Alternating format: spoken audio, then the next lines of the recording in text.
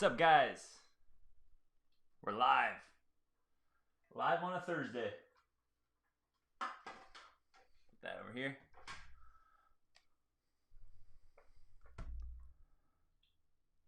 Hey, Nicholas, I see that. Well, maybe we'll talk about that a little bit on the second part here today. What's up, Nico, Greco, Chad, Arjan, Nicholas? Guys, see, I'm back with my super comfortable ugly Christmas sweater, man. It feels so good. It's like I got a warm hug right now from some marshmallows or something. Okay, so opening question for today, guys, is how will MGTOW, men going their own way, that philosophy, how will that transform society in the next 8 years? Because we're going to break down the 10-year prediction. So how do you guys see MGTOW? And to any of you guys now, or you're seeing it on the replay later, and you're not sure what MGTOW is, I'll give a kind of a brief explanation of it, of the philosophy, in a bit, right when we get started here. Okay, I got to refocus here. What am I doing? Let me turn my Wi-Fi off here. No distractions on my phone.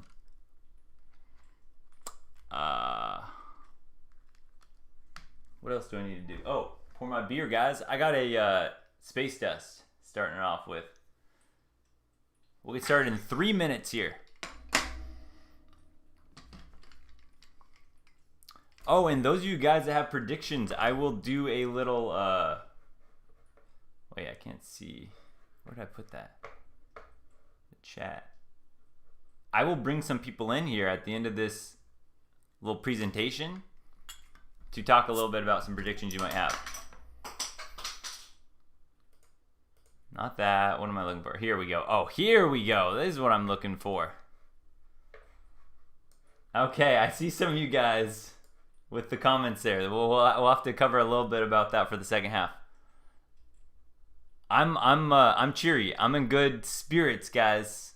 When I'm talking about the second half, I'm in good spirits, but I understand where anyone else's mind could be.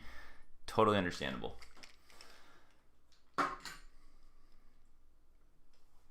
What's up, Match Hunter?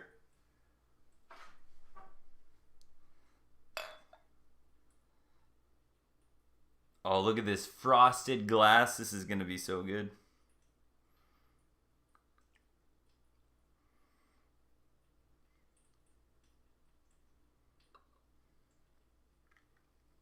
Boom. Oh, that just looks so... This is like... This should be a space dust commercial right here. Look how good this looks. Oh.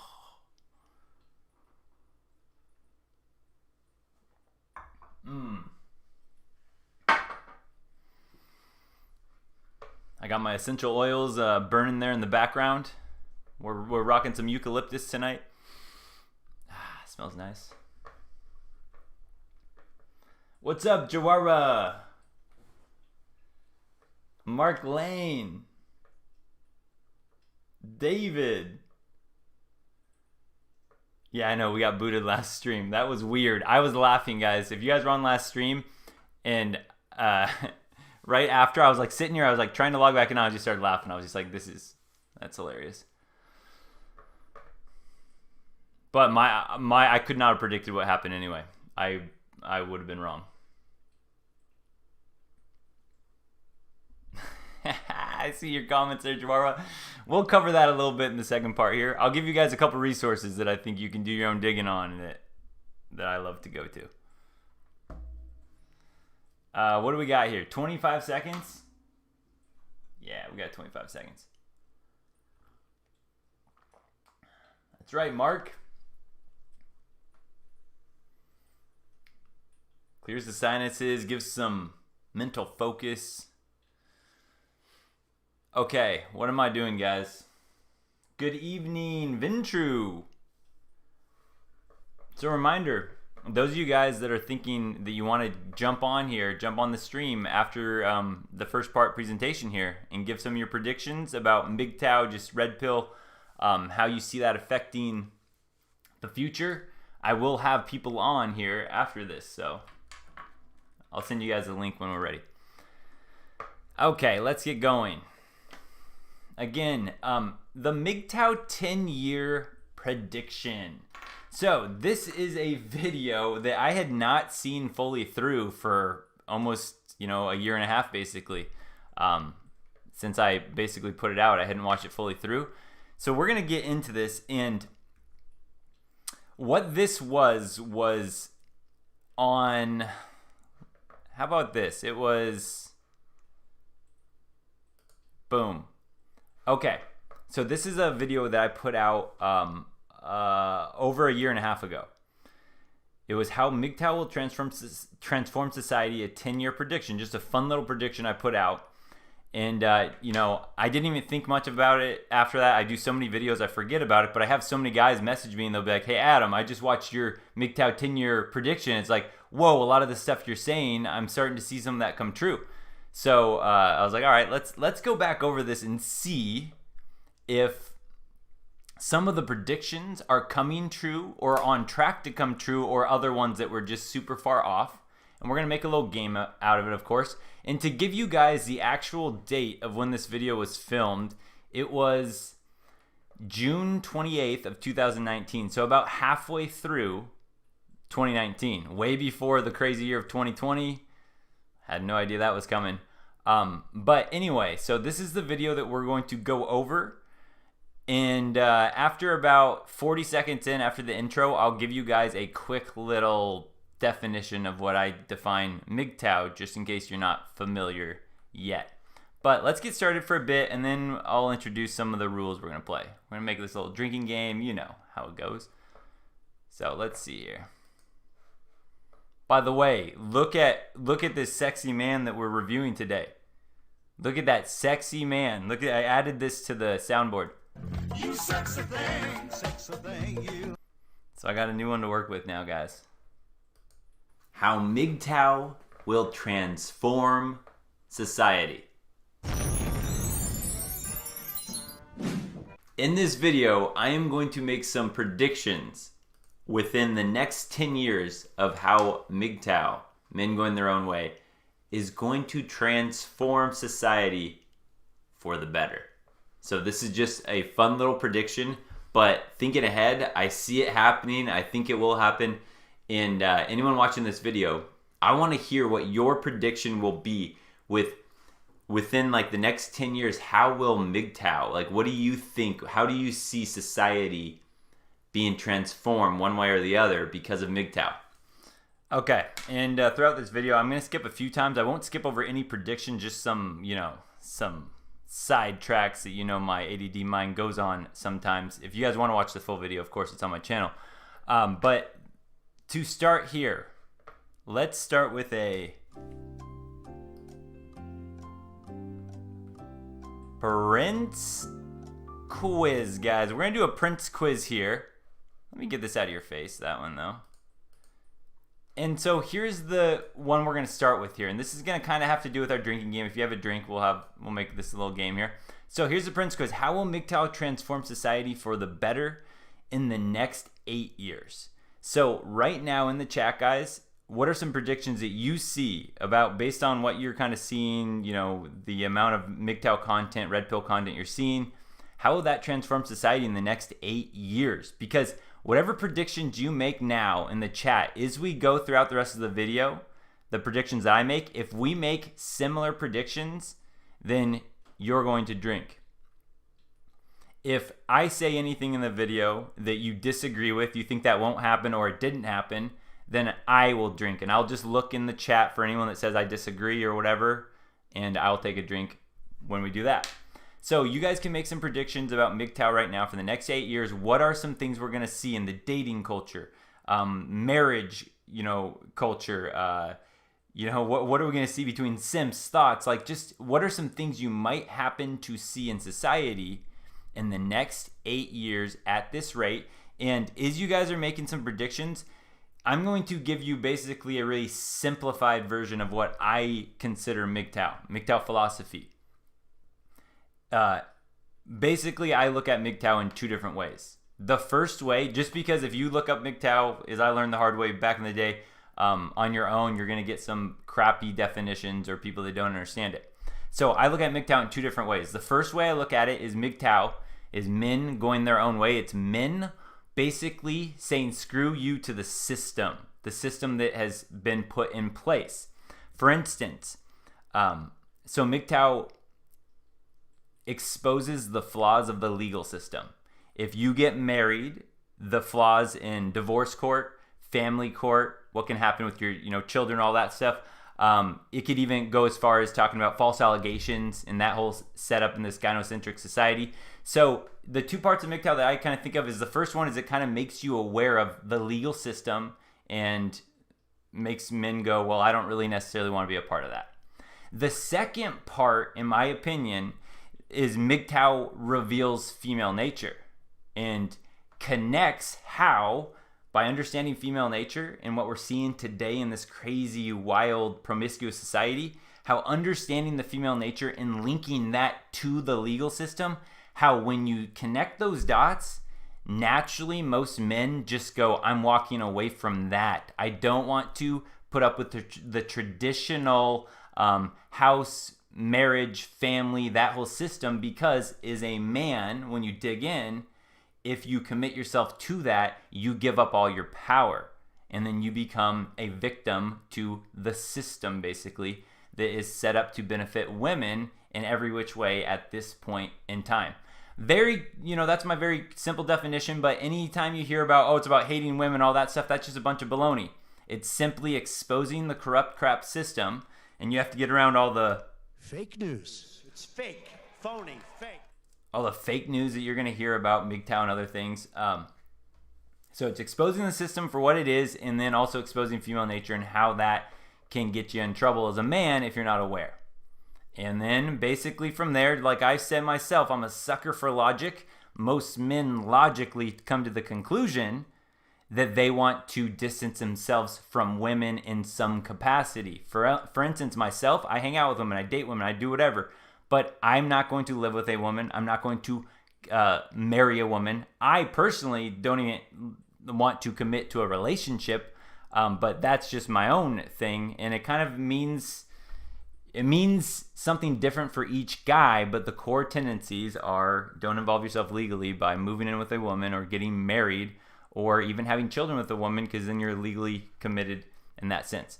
All right, you guys can add better definitions in the comments below, in the chat, all that. I know you guys have them, but now that we got that started, and we have some predictions here. Oh, nice, okay. Yeah, I'm seeing a lot of you guys in the chat there. And then one last thing for you guys, the drinking rules. Again, do whatever the heck you want. Drink while you're going or don't drink. That's up to you. But as an extra side note, side incentive for some fun,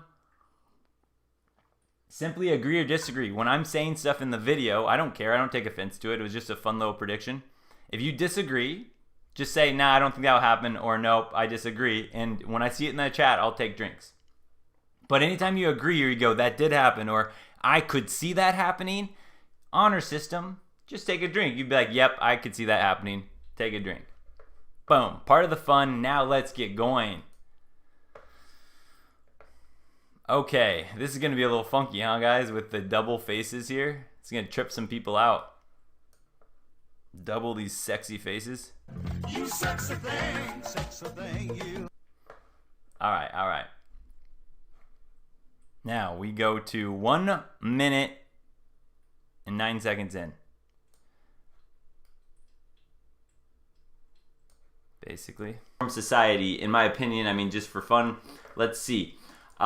So here's what I see. I see it's 2019 right now, and I see for the next 2 years, I see it getting worse. I see it getting worse. And what I mean by worse is like feminism and, like the Gillette ads and all that crap, like just bashing on men and really...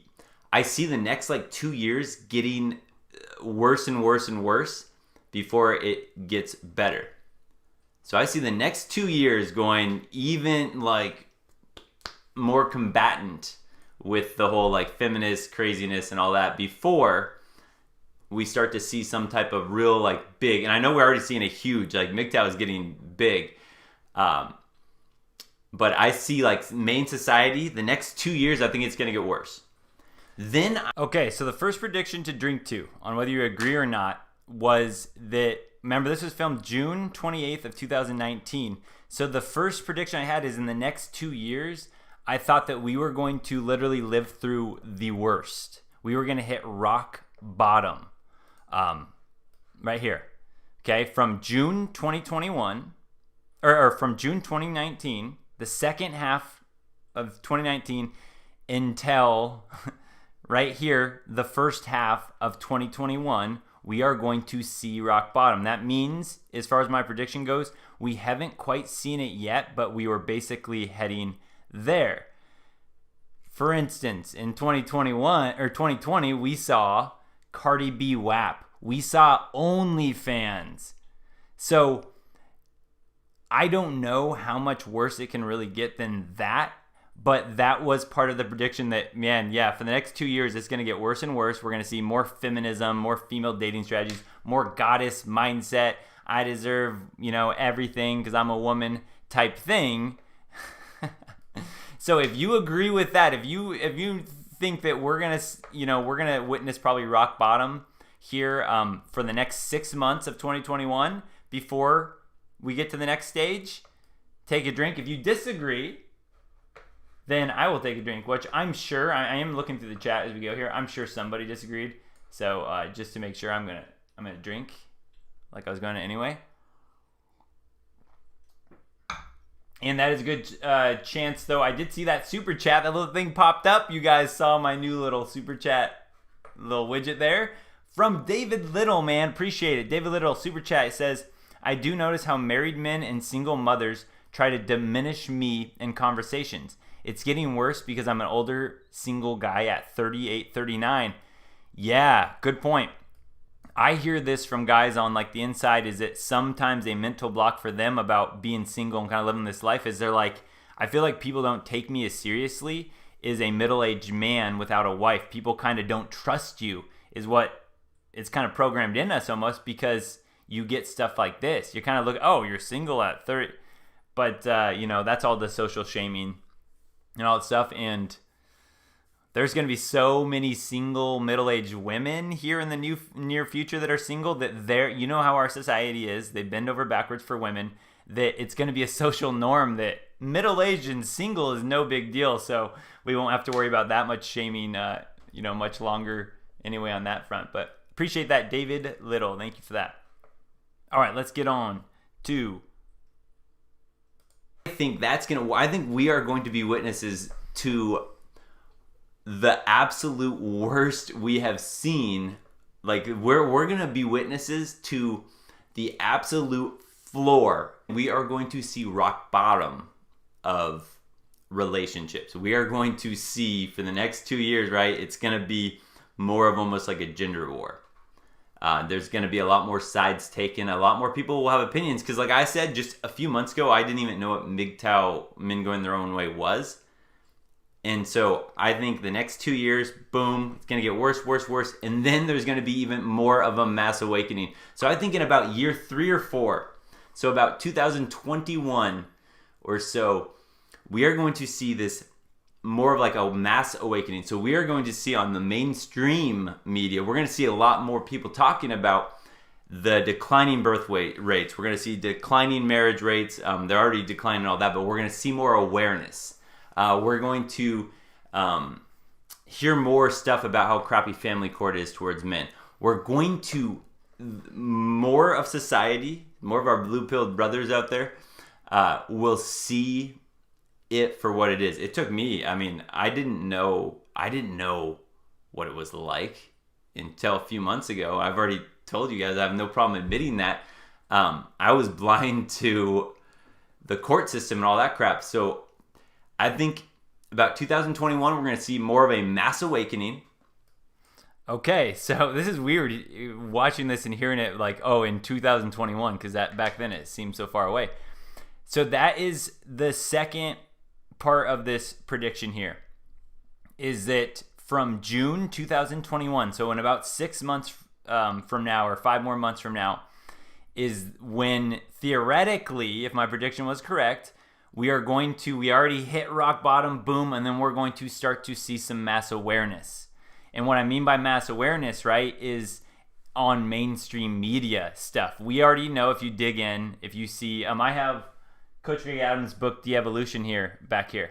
So something like that, right? If you've read stuff like that, you follow his channel or others, you're introduced already to the declining marriage rates, the declining birth rates.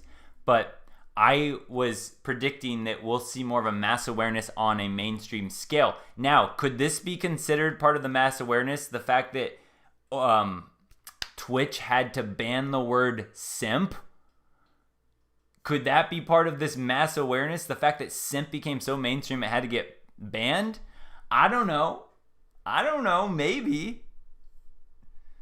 We'll see. More people are going to wake up to this, and at that point, that's when we're going to see this uptick for the better. And what I mean by that is that so the next 2 years are going to get worse and worse and worse. Then year 3 and 4, we're going to see like more and more mass awareness. We're going to hear about all the statistics and all that, and people are going to be like, "Oh crap!" Because like right now, you guys probably know, if you try to talk to most people about MGTOW, men going their own way. Unless they've been burned before, most people don't get it. But I think that more of society will get it in 2 years' time. Then, this is what's going to be fun. From year 4 to 10, here's some predictions. Okay, so we start with the next 2 years, which means still until June 2021. Guys, I could never have predicted the specifics of OnlyFans or 2020 in general, the whole quarantine, pandemic, scamdemic, all that crap. Never could have predicted that part itself or OnlyFans, but we definitely may be living through the actual worst right now. And again, like, we're gonna get another 5 months of this, the worst. You're gonna see great content from channels like mine and CGA and some others out there, because it's just gonna be given to us. And then halfway through this year is when I believe the mass awareness will start spreading. And then now you have to think a little bit farther in advance. From June 2023 until June 2029, that is when I believe there's going to be a big shift. I think in years 4 to 10, we're going to see stuff like, we're going to see, you know how bars, like going out to clubs and stuff like that, there's a lot of like ladies' nights, and a lot of bars charge a cover charge for men, but women get in free. I think in the next 4 to 10 years, we are going to see a big shift where there are going to be clubs where men get in free and women pay a cover charge, because women are going to want the relationship. We all know that long term that's what women want. And right now what they want to do is they want to go around with the alphas and just kind of sleep around and jump around. And then they want to settle down with what we hear is like the beta. So women are going to get desperate for this, because remember, once that mass awareness hits, women are going to start to go, oh, whoa, they're going to freak out. They're going to go insane. Okay. So 4 to 10 years, we're going to see stuff like clubs that have cover charges for women and men get in free.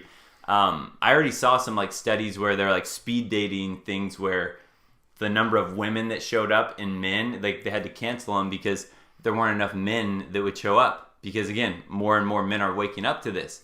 So that's going to be fun. You're going to be more, just as a man, you're going to be more of a prize in that sense. Okay, so I'm going to drink. I already know that there's going to be some people that might disagree with me on the fact that we might see some shifts in the clubs. In fact, I don't even know whether clubs will ever make a comeback after the whole scamdemic and all this thing, with everyone wearing their 4-face diapers wanting to grind on each other. So I'll drink to that one. I don't know that that will happen either way, whether even clubs will make it through on that one. So, yeah, I don't know. Maybe you guys drink, maybe you don't drink on that one. So that was clubs. We'll get some clubs that will make, man's night only. Hey, Thursday night, men get in free. Nah, sorry, women. You still got to pay, right? Because they're going to try to get men in there or single men in there at that point. I don't know whether that will. I really don't know whether that one will come true. Not my strongest prediction, I will say. But now we got to go to. I think I went on a little side tangent there. It happens. Let's go to.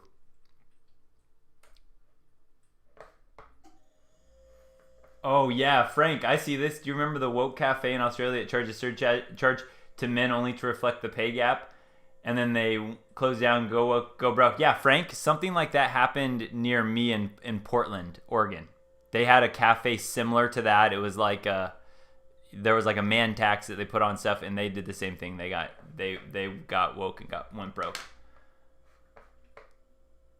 Okay, what do we got here? Now we're ready for this part. Oh yeah, this one. I don't know if this will happen either, but who knows, guys? A lot can happen right now. Remember, we're still a year away from simps buying bathwater from streamers. Horrible stuff, right? So I get it. This seems far-fetched, but a lot can happen in the next couple of years. In 2 more years' time, a lot can happen to shift the mindsets. But still, what's coming up here? I don't know. We'll see. Term alpha versus beta,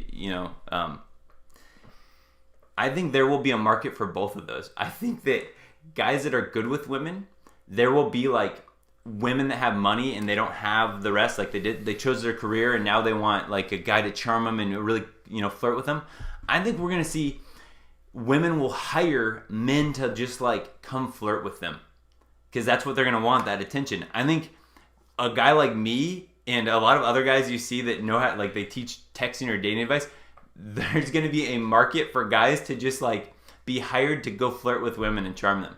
I think that will be a big thing. I also think all right, I want to stop. I want to separate these predictions here. So one of the predictions I made was that men that are experienced with women, there might be a niche for these men to get hired to just like charm and flirt women because the women will miss it. So even right now we see women going, where are all the good men? Why don't men want to take me on dates anymore? That's what I was alluding to basically, is that it might get so bad that women just crave an actual like romantic date out with a guy that they, like a charming guy. So there might be a niche in my prediction. Again, this would be 2023 and beyond. Thank where you very much. Appreciate it. I just heard that pop on. That's awesome. Yeah. So that what was I even saying? I have no idea. That's how quickly my mind comes and goes, guys. All right. So while we're here anyway, we may as well read the super chat. Thank you, Island Hermit. I've seen MGTOW grow. I've seen MGTOW grow so much in the past few years. Yeah. So part of this prediction that, again, I got lucky on for sure is that the whole quarantine thing, I think, really helped show because women were forced to get attention strictly online in a lot of cases. So we saw so much more display of female nature and just them trying to get attention in any way possible. And so many guys were sitting back looking at the content now because they weren't out in the scene so much that so many guys were like, God, really? This is what it was like? And guys had time to kind of self-reflect and be like, ooh, this is getting bad. I wonder what those MGTOW guys were talking about. I wonder what those red pill guys were talking about. Maybe they were on to something. So I think you guys are right. I think it's spread a lot. It's hard to tell because of so much censorship, why certain channels maybe aren't growing as much as others. There's just so much censorship. But oh yeah, that's right. So again, I thought that maybe the guys that are good with women, maybe the Chad and Tyrones, could get hired to be like, hey, You know, like Uber. Like you Uber up a guy like an escort, except for the guy's only job is to charm and flirt with the girl and take her out to like a traditional dinner. Except the whole thing is she hires the guy, so she's paying for it all. So that was a prediction. I already know some of you you've got to disagree with me. I'm sure some of you have to disagree with me, so I'm gonna drink. But I think that one actually could happen. Side, there could potentially be women that are like, most guys are gonna go MGTOW, and that MGTOW mindset is almost an alpha mindset in its own. I know some people have, you know, all these different labels of what alpha is and all that, but it's like a decisive, confident, cool mindset. So I think there will be beta guys. I think that they will have a market in some senses where women will also want to like hire some guys to just sit there and listen to their problems, and sit there and like maybe even be dominated by them. There might be a market for beta men to just sit there and be conversationalists or something. So there'll be like the alpha charmers, like they want to be charmed and flirted with. There'll be beta guys that might have like a market, like they'll be able to cuddle with them or something, and that's what I don't know, guys. I'm just getting just having fun with this. So again, okay. I'm going to call myself out on and drink on that second one, because I definitely see the alpha one coming true. There will definitely be niches. Like right now, there'll be like the girls that hire the male strippers for the bachelor parties. It will be a similar scenario to that. There will be the guys that get hired to charm a group of women or even one-on-one women. I don't know about the beta thing, because beta men basically have no value, and they never really have. I think I was being a little optimistic on that one. I'm going to drink that one. I don't know that the beta men will get hired for anything. But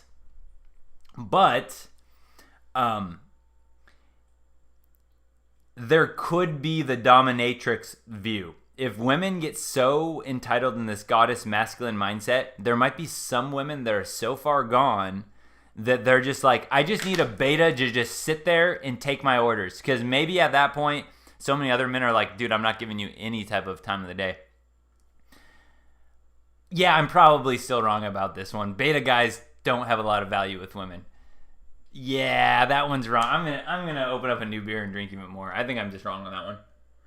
I'm trying to justify it. I don't think it's gonna happen. There might be a couple beta guys that get lucky, but overall, probably not. So that was 9:21. Okay, boom. All right, let me crack open a new beer. In Day Drive, I saw this. I saw that next we might see TP and Replicant Fish.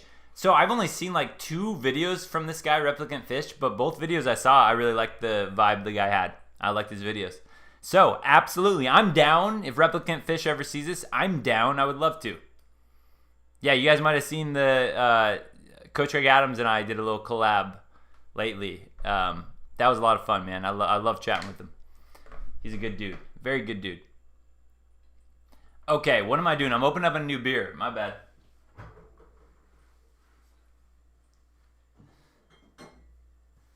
By the way, I saw, I think it was Corey Trevor have my back. Somebody made fun of me, like, stop talking about the beer. It's like, I don't care, but Corey Trevor had my back. I like that. Corey Trevor, appreciate that.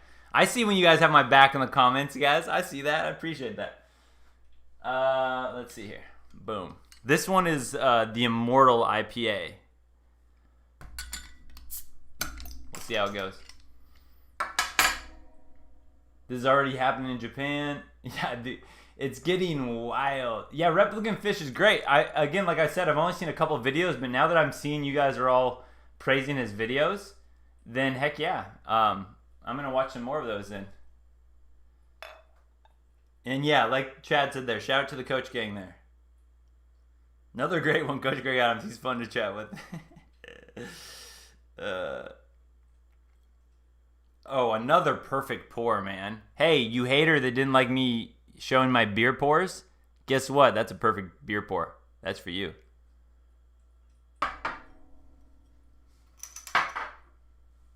You think he's half English, half Jamaican? I couldn't figure out what the heck he was. Replicant Fish. I knew he was not American, in my opinion. Didn't sound like, but I didn't know. All right. What the heck? Where am I, guys? I'm so out of it. Where am I? I'm at the next part in the video. That's pretty easy, actually. Here we go. Oh, this next one. Okay. You're right now. If you have some crazy prediction of what you think, whatever timeline you want to choose. I'm doing like 0 to 10 years right now. But I think there'll be some interesting markets in that sense. I think, right now we're in a phase where there's a lot of, what do you call it? Like sugar babies, where women just want to like look good and all that. And they want a guy like a sugar daddy. They get like the old man that just has money and she's just arm candy or whatever. I think we're going to see a big reverse in that. We're going to have all these career women and guys are walking away, and then so women are going to get more focused on their career, and then all of a sudden they're going to have this money and all this stuff, and they're going to not have anyone to be with them. I think we're going to see a flip. We're going to see men that I want to be like stay at home, like, all right, hey, I'm a cool guy. Then you go out, you provide and all that, and if you want, I think we're going to see sugar babies opposite. We're going to see a lot of older women that want to marry younger men, and so they're gonna be the ones with providing all the resources. Okay, so that one's another controversial one there, because we've seen lately lots of sugar babies. If you guys have been on my live streams lately, the last couple, I've probably had a few different videos from sugar babies, of girls that just play the role of the sugar baby, and they latch onto a sugar daddy with his money, and they just, are his little arm candy. Thank you very much. Appreciate it. Oh, nice. That means boom. That means we got a little the super chat coming in. I love that little sound you guys hear. That's my man Trump. Some of you guys don't like that, but that's right. I love it. Okay, so anyway, that was my prediction, guys. What do you think about that one? I know that some of you will disagree, so I will take a drink, but I actually believe this one will come true. We'll see more of this. So remember, this is in 2023 to 2029. There are going to be women with resources that just go, well, shoot, I want the young stud to light my fire. And you're going to have these women now that are coming in with resources, because more and more men are going to break apart, more men in her age group, and it's going to be so hard for her to find that she's going to be like, gosh, dang it, I just want a young stud. I want his alpha seeds, and I'll pay for his lifestyle. I think we're going to have sugar baby men and sugar daddy, sugar mommies. That's what it is. Sugar mommies. I think we already had that before, but I think we'll see more of a shift.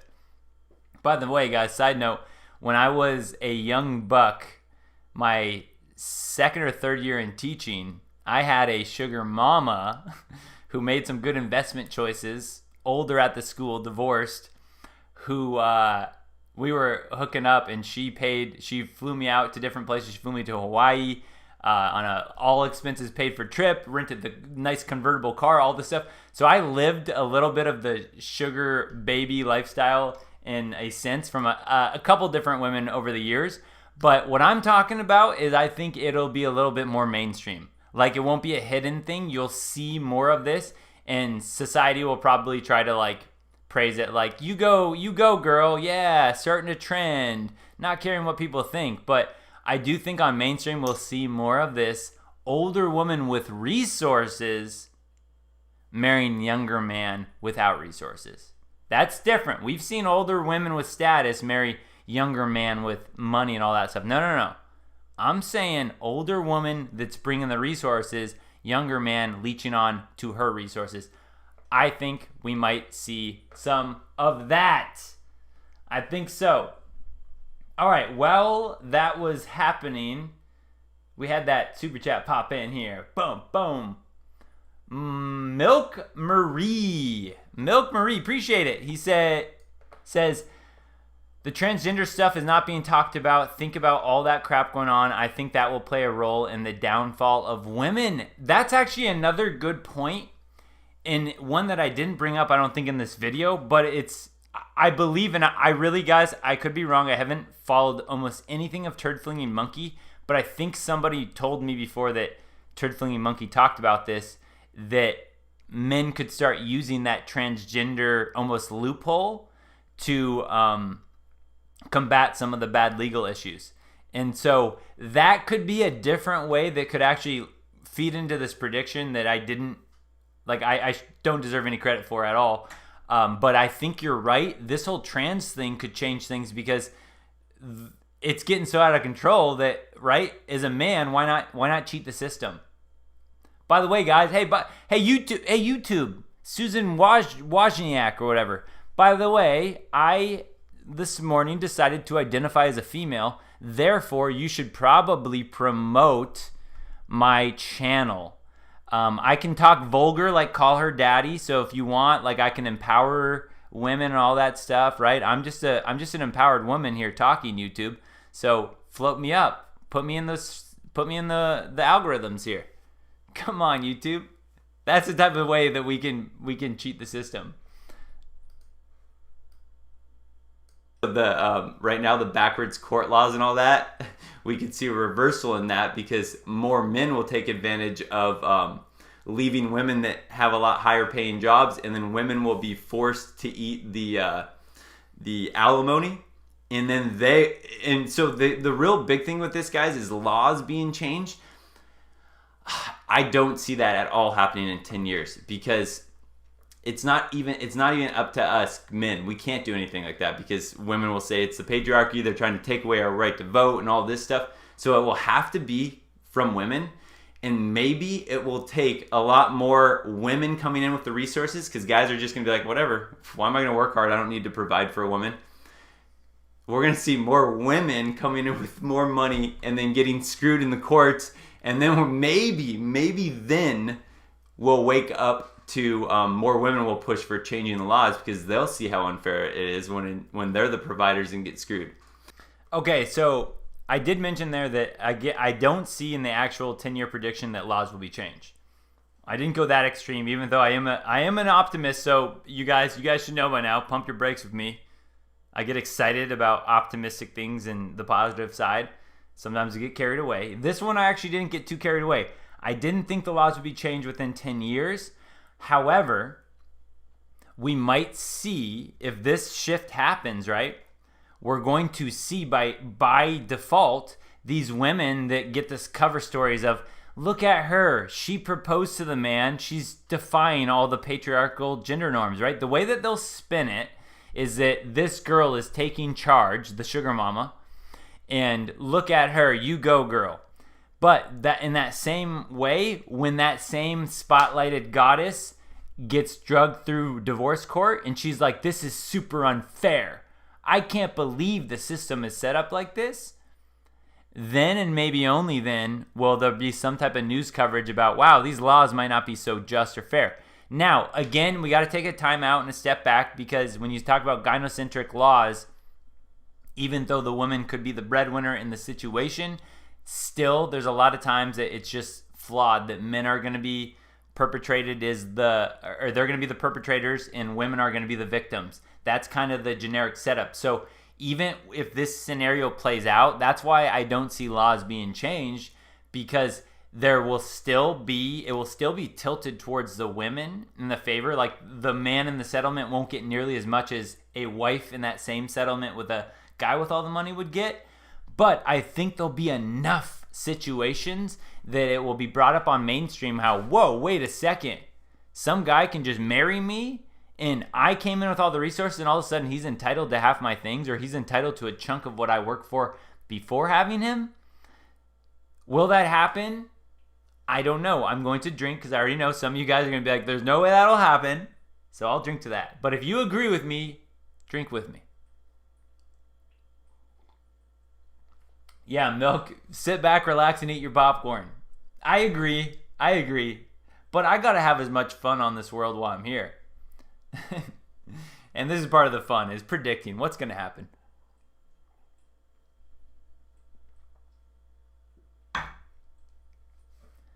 All right. What am I at now? I'm at laws potentially change from awareness, but probably not. But potentially. At least there'll be awareness brought that maybe people will be like, wow, these...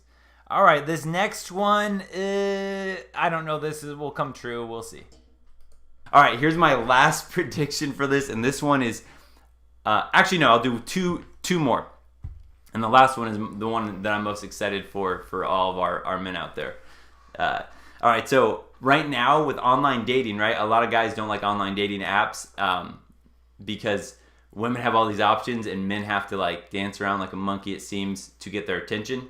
So if you were to look right now at my texting and my online dating on my channel, and my entire philosophy, because I know my own value, is women have to chase me if they want my attention. Right now, all of this stuff, like a lot of guys think that looks weird when women are firing off 4, 5, 6 texts to me trying to get my attention, wanting to hang out. I think that right there, like right now it's kind of weird to see.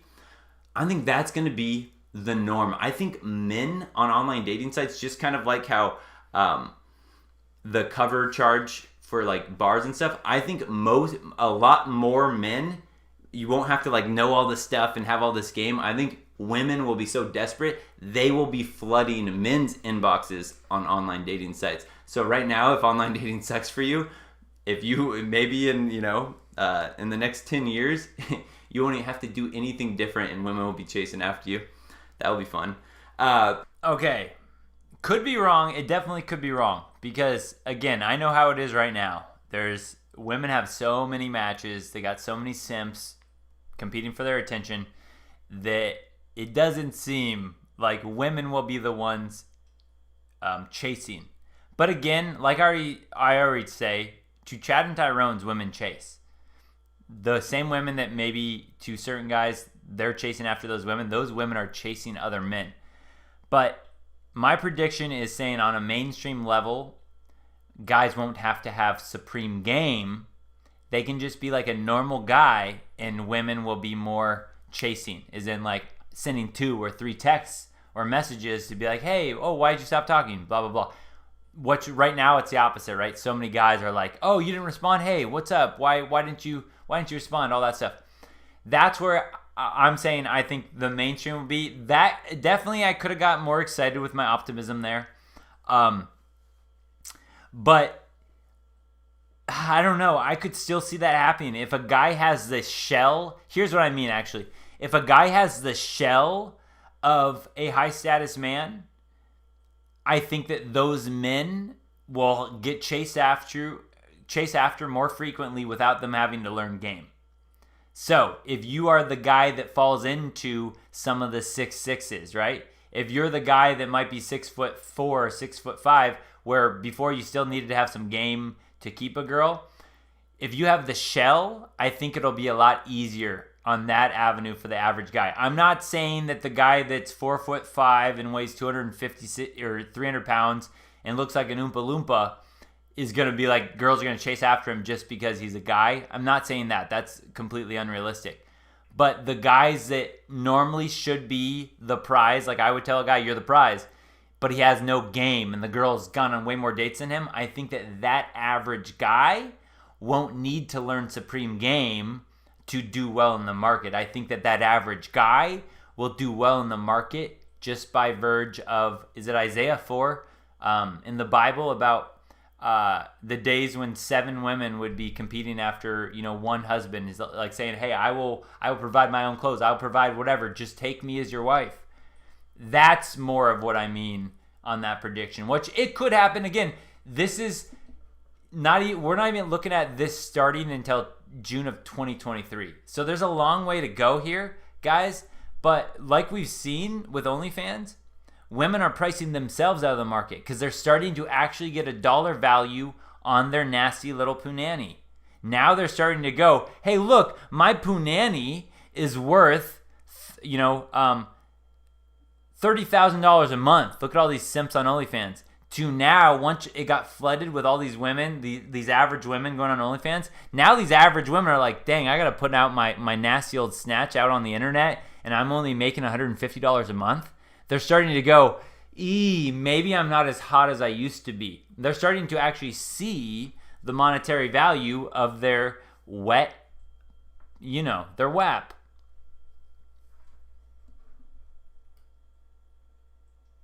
But then, okay, here's my last prediction here. Last prediction. This has already gone. Is this gone too long? Oh, it's not too bad.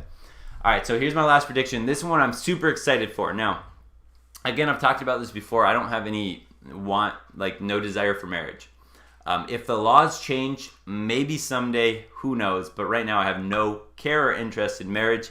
However, side note, just because this was a year and a half or so ago, just to let you guys know, update, I feel the exact same way. I have no desire, no care in the world for marriage. Even if the laws change, I still am like, I don't know that I would.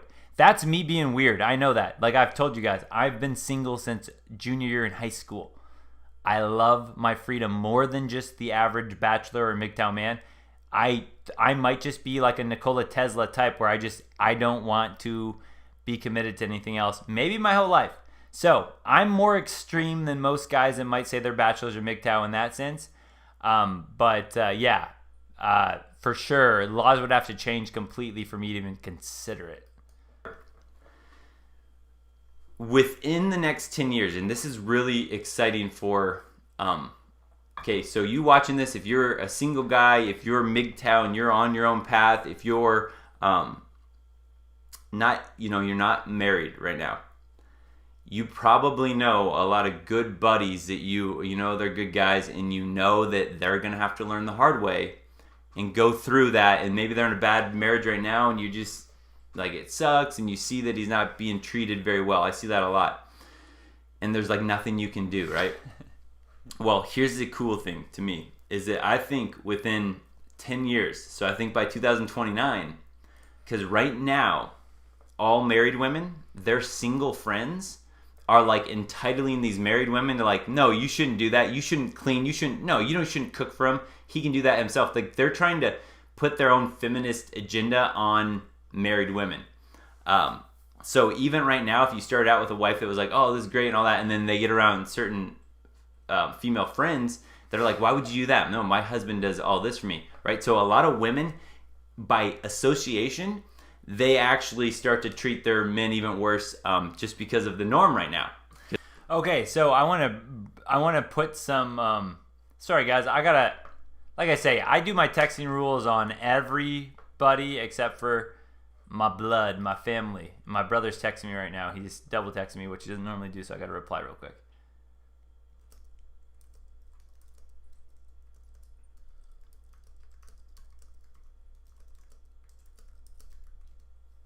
All right, there we go.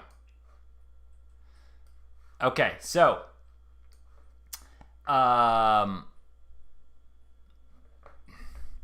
oh yeah, that part right there. So right now, right now, this is why I tell every guy, even if a guy says, no, look, Adam, I have a freaking unicorn, Adam, you don't understand. Even if he gave all the statistics and said, this girl's a unicorn because she hasn't slept with anyone, she's blah, blah, blah, she's the daughter of a pastor, blah, right? He could give the perfect scorecard to actually say this girl's a unicorn. And I would still right now say, dude, be super careful. I wouldn't do it because that girl could right now be head over heels and want to be the perfect wife. But if you get married and she gets around other women that have this feminist mindset, their whole mindset's going to be like, why do you clean for him? Why do you cook for him? Like, I hear women talk to other women about this stuff, and they're like, why do you do this? Because, right, think about this from a logical standpoint. If one wife is going, I don't have to do anything and I make my husband do everything for me, and another wife is going, I bake for my husband every single night. I always have a hot meal ready for him, right? The wife that's lazy is going to want to talk the wife that is not lazy, the one that's making stuff for her husband, feeding him and all that stuff. She's going to want to go, why would you do this? Because she doesn't want to have to start cooking. She doesn't want those husbands to talk and be like, oh, my wife cooks for me every night. She doesn't want to have to start doing work. So it's a lot easier for her to drag others down around her. So in this scenario right now, what we're living through, because like I said, we're living through the worst of the worst right now, women by association are teaming up and basically telling other women to do less. Stop doing this for him. Stop supporting him. Stop being there for him. Stop doing this. Stop being patient with him. Empower yourself, girl. That's the side chatter, the locker room talk from women to women right now. But when you fast forward from this video 4 years, so anyway, from now 2 years up till the next 8 years, that's what I'm saying is I think there's going to be a shift in the talk around women right now, because right now all women are so empowered to such a crazy degree that they're shouting it from the rooftops to every woman they meet. Grandma, I can't believe you used to be so supportive to Grandpa. You were brainwashed by the patriarchy. That is the women today. That's how insane they are. They're trying to, the 20-year-old woman is trying to tell the 80-year-old grandma that the 80-year-old grandma was wrong and she was brainwashed. That is what's happening right now going on. That is why even if you were to marry a girl that's perfect, wow, what could happen though once she's got the ring? Now what could happen around you? That's what we talk about. The legal system is so screwed up that these other things matter. So your wife decides, oh, I'm a feminist now. Ooh, it's so cute. I'm empowered. You're screwed. Good luck.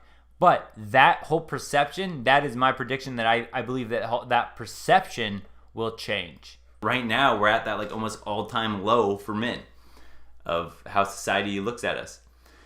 And so what I think is really cool is that once, like when I said, in about 3 or 4 years we'll have that mass awareness on society and all that, like more people will be talking about this. From that whole period on, the talk around now will be, the girlfriends won't be sitting here like, oh yeah, screw him, like you deserve so much better and all that. Like the women around them will be freaking out, so they will start to change their tone about like, you have a good guy, like yeah, maybe he's not perfect, but you have a good man. Like, trust me, I've been out there. That, to me, is exciting because I know right now it seems like that won't happen, but you guys know women will go crazy without attention from men. And the more men that go their own way, the more women that are single that miss their opportunity because they were dating around and weren't appreciating the men that were really desiring them. They are going to start by word of mouth going, oh my gosh. And those of you right now, if you're married or you know married men, even if they're blue pilled, you know, like they will command a lot more respect, because a man that decides to be married in 10 years, I think it's going to be a lot more of a rare breed. Again, I won't say, I don't think, I'll never say in that whole period that any man should get married in that period, but I'm more speaking of, if you're married right now or your buddies are married right now, and right now it seems like it's just worse and worse, and you just have to watch him slowly have his life, you know, worse and worse because she'll treat him worse and worse. That's kind of the pattern. I'm thinking that as this whole thing is happening, married men are married brothers.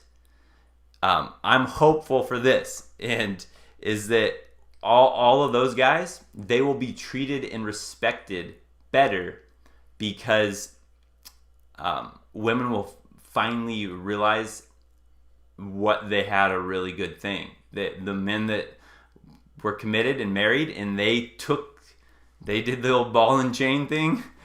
My hope is that they will be a lot more respected and that their wives will treat them better, because their wives will be terrified that now this guy would leave him and go, you know, I'm going to go my own way. I don't even care if I'm going to get screwed by the courts right now because it's going to be worth it. I think men will take back a lot of the power in the marriages that they're currently in. Again, I'm an optimist and I'm hopeful. But all right, let me know what you guys think. I'm excited to see this play out. Okay, guys, I got to warn you all. I'm an optimist about a lot of things. I got to check myself before I wreck myself, man. I get so excited with my optimism about a lot of things. You guys know if you follow me for a while, which we'll talk a little bit about it on the second half here. But okay, and by the way, I'm going to appreciate that north south. We'll go over that in just a moment. I saw Imu Shimra. I have no idea if I pronounced that correct, but he just said this. All right, hey Texan Prince, I want to ask you a question. Is it possible that most men will not go MGTOW as they will remain simps? The number of simps is always also increasing steadily. Yeah, well, I actually covered a little bit of this when I talked with Coach Greg Adams. And I really do believe that there's going to be this fine line. Just like if you were to study the Great Reset and you know that the Great Reset is trying to get rid of the middle class. So there will be the rich and the poor, basically. Although the rich will be the bankers and the government, basically, and the poor will be everyone else. Well, in that same idea, I believe that we're going to see a fade from the middle class simps, right? So you're going to have the Chad and Tyrones that know how to play the game. They keep doing their thing, and women will simp over those guys. That's still going to be true. You're going to have the simps, like there's always going to be that simps. But the huge middle piece that used to be maybe 70% of all men that were like, they're mostly simpish, but sometimes they, don't simp and all that stuff. I think that huge middle ground will shift a lot more towards the Chad and Tyrone mindset, where they're like, nah, if we're doing Netflix and chill, if you're not going to come over and Netflix with me, I'm not going to go take you out. I think that there'll be more of that middle ground to just go, hey, I'm either going to be a Chad or Tyrone, or I'm not going to even go on a date with a girl. I'm not going to talk to her. So I think I think that there will be a big shift where, yeah, there'll be the simps, which no girl likes the simps anyways, but I don't think that middle class is going to go to the simp.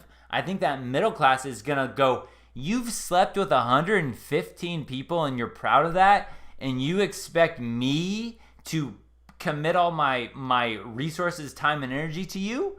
And you've slept with 150 other men before me and you're like, you think you're some queen?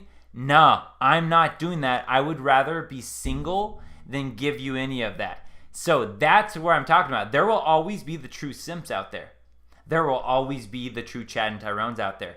But that middle class is going to evaporate, and they're going to go, I'm going to ghost and just say I'm done with women completely, or I'm going to only play the game if you treat me like a Chad or Tyrone. That's what I mean, and that's where I think this big shift will come, where the whole dynamic of men will be respected more, because that middle ground will decide, I'm not going to simp anymore. Because I don't want texting Prince. I don't want Coach Greg Adams. I don't want Donovan Sharp. I don't want all these other content creators to find a video of me simping and break me down and call me a big ol' you teach me and I'll teach you. Fade 'em on. Gotta catch 'em all. Fade 'em on.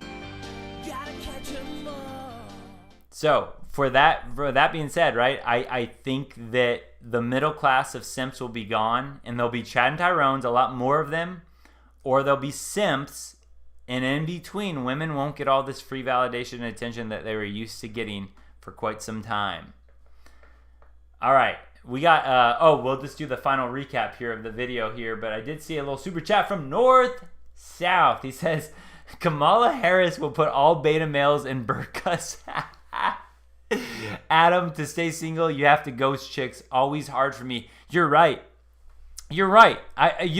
This is a layer of game that's hard to get to, because it's like there's an art to ghosting women at a certain point, which I'm sure women right now would say, yeah, there's an art to ghosting men, but it's the same thing. There's an art to ghosting women. There's a way that you have to do it without getting the crazies. There's certain girls that when we say like the crazy eyes, the crazy alert, that I figure out now that I've lived through the crazy before, that like I can tell by a certain text she sends. I'm like, this girl's crazy. So in my mind, right, I don't consciously plan this out, but subconsciously, I almost know. I've done this so many times. I've texted thousands of women. I know by certain texts, I'm like, this girl's about to get clingy. And I can push it off. I can reply a little slower. I can do this. I can play it off like this. I can so I understand what you're saying, North-South. I definitely understand what you're saying.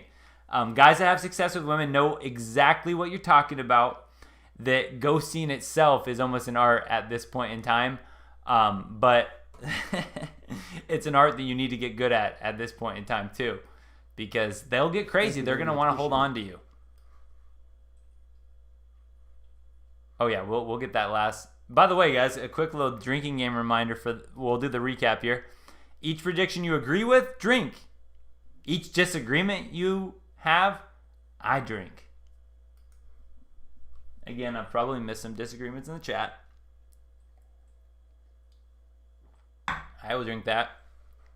Okay, let's go over that one last super chat, and then we'll finish with the recap of this video here. All right, Oblivious. Hey, appreciate it, man. Looks like no message, just supporting. Love it. Thank you very much. Oblivious 713. Okay. Okay. What am I doing? I'm doing the last recap here. Here's the final recap.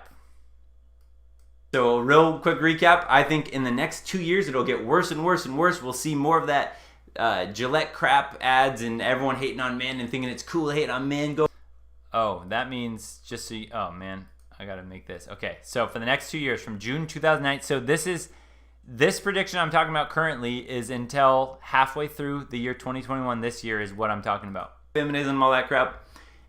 Then we're gonna live through the worst we've ever seen it, and then the next couple years after that, mass awareness. Okay, so once June 2021 here hits, theoretically halfway through this year, if I was correct, and I'm not sitting here telling you guys that I had some divine inspiration when I created this video, I really didn't. I'm just being honest with you. I just predicted for fun. But then from June 2021 until June 2023, I believe there'll be a mass awareness on a mainstream level about this is a problem. Birth rates are declining. Marriage rates are declining. Holy cow, this is a big deal. More people are going to hear about it. Then through that next 4 to 10 years, men will be treated more like the prize, just an average man.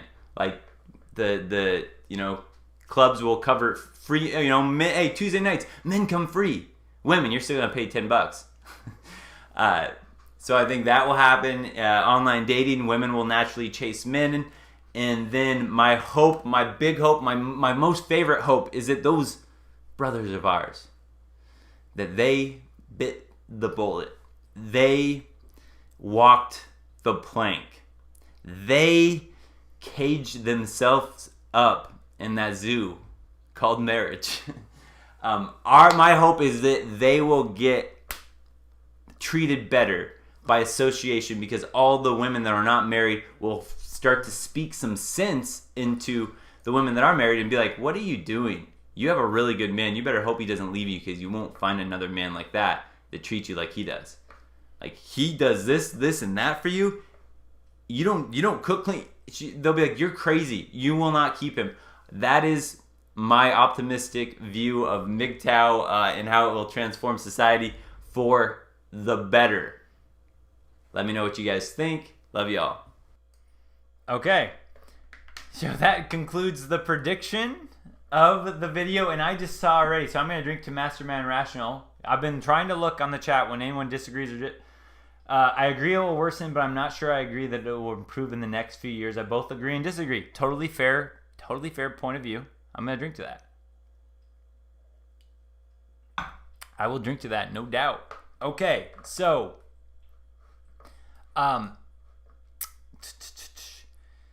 anyway, let's see here.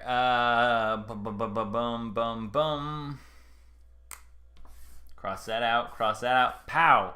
Dang it, you know what I really should have done, guys? I'm just speaking from regret right now. I wish I went through my video and got a bunch of good comments to talk about other people's predictions and put them up right now. Dang it! I learned. For next time, I'll do that. One last, goodbye to this sexy man here. You sexy thing, you. All right, and now, guys, okay, so here's what we're going to do. We are going to, we will do a little part of the second half. I want to update you on a few things and just give you some good resources to follow. But I want to hear from you guys about our topic here. I want to hear about, and you guys can, you can take this topic. I'm going to put the link up right now. Let me see if I can pop it up here. I'm going to copy the link. I'm going to put it into the chat here. If you want to get in and give your thoughts on Red Pill, MGTOW, what we're seeing right now in today's culture, predictions that you have maybe for the future, whether you agreed with certain ones, disagreed, whatever your thoughts are from what we just saw in the live stream, I want to give you guys a chance to come on and tell it to us. So there you go. There is the little link for you guys. You can post that in, and if I see that you popped in here, then I'll start bringing some guys on. And what I will do is, just in case, I don't know, I'm new to this still, I'm going to put a 5-minute time on just for saying, you know, when we get a new guy in here, actually, we're going to be on, I think this, we'll do it like this. So if you have some topics you want to talk about here, and I'll just put a little 5-minute timer just to make sure that we have, you know, give other people a chance if they want to get in here. We'll do 5 minutes. Oh, I can restart like that. That's so cool. Perfect. Okay, so if you guys want to jump in, there is the link to get started. I just opened it up for you guys. I'm going to prepare for the second half. So those of you guys that are still just, you know, hanging out here, you're not trying to jump on, but you're getting ready for potentially the second half. Go make a snack, roll your blunt, roll your joint, whatever you need to do. Refill a drink. And if I get guys in here, while we're kind of waiting here, I'll bring you on and we'll chat and just kind of give your prediction for what you see. I am going to finish my beer here. I rolled this little guy, you know, while I was waiting tonight. So I'll start on this guy here, and I'm just waiting. If anyone wants to pop in here and give your thoughts here, I'm giving the floor to you. That's Chad, you don't like this sweater, man? This sweater's beautiful. Okay, all right, I'll give it to you. I bought it knowing it was an ugly sweater, but I'm telling you, when you put it on and you feel the comfort of this, you look at this sweater in a whole different way. This to me is not ugly anymore. It's beautiful. It feels so good. Look at that. And even, I would let you guys feel it if you could reach through the screen. It has this like fun little felt feeling on it. Boom. Yeah. Okay, let me start my joint here. I'm gonna put this 5-minute timer on, but I'm just gonna say if no one calls in here, we'll get to the second part that I want to talk about today. I'm hoping we get someone in here, you know, to pop in, test this new. I hope that the link thing works as well. Test this new thing out. We had Chad on last time. Appreciate that, Chad. So let me start my little J here. And if we just sit here peacefully for the next 4 minutes, you guys watch me smoke my J. I'll be reading the comments. We're cool. And then I will fill you in on the second half. Again, take everything I say with a grain of salt, guys. I'm an optimist. You guys, hopefully you know that by now. I'm a supreme optimist. If you're looking for hope, come to me. Always. If you want someone to just be like, oh, that's tough, bummer, not give you a solution, don't come to me, because I'm going to always try to find a solution. I'm always going to look at the bright side.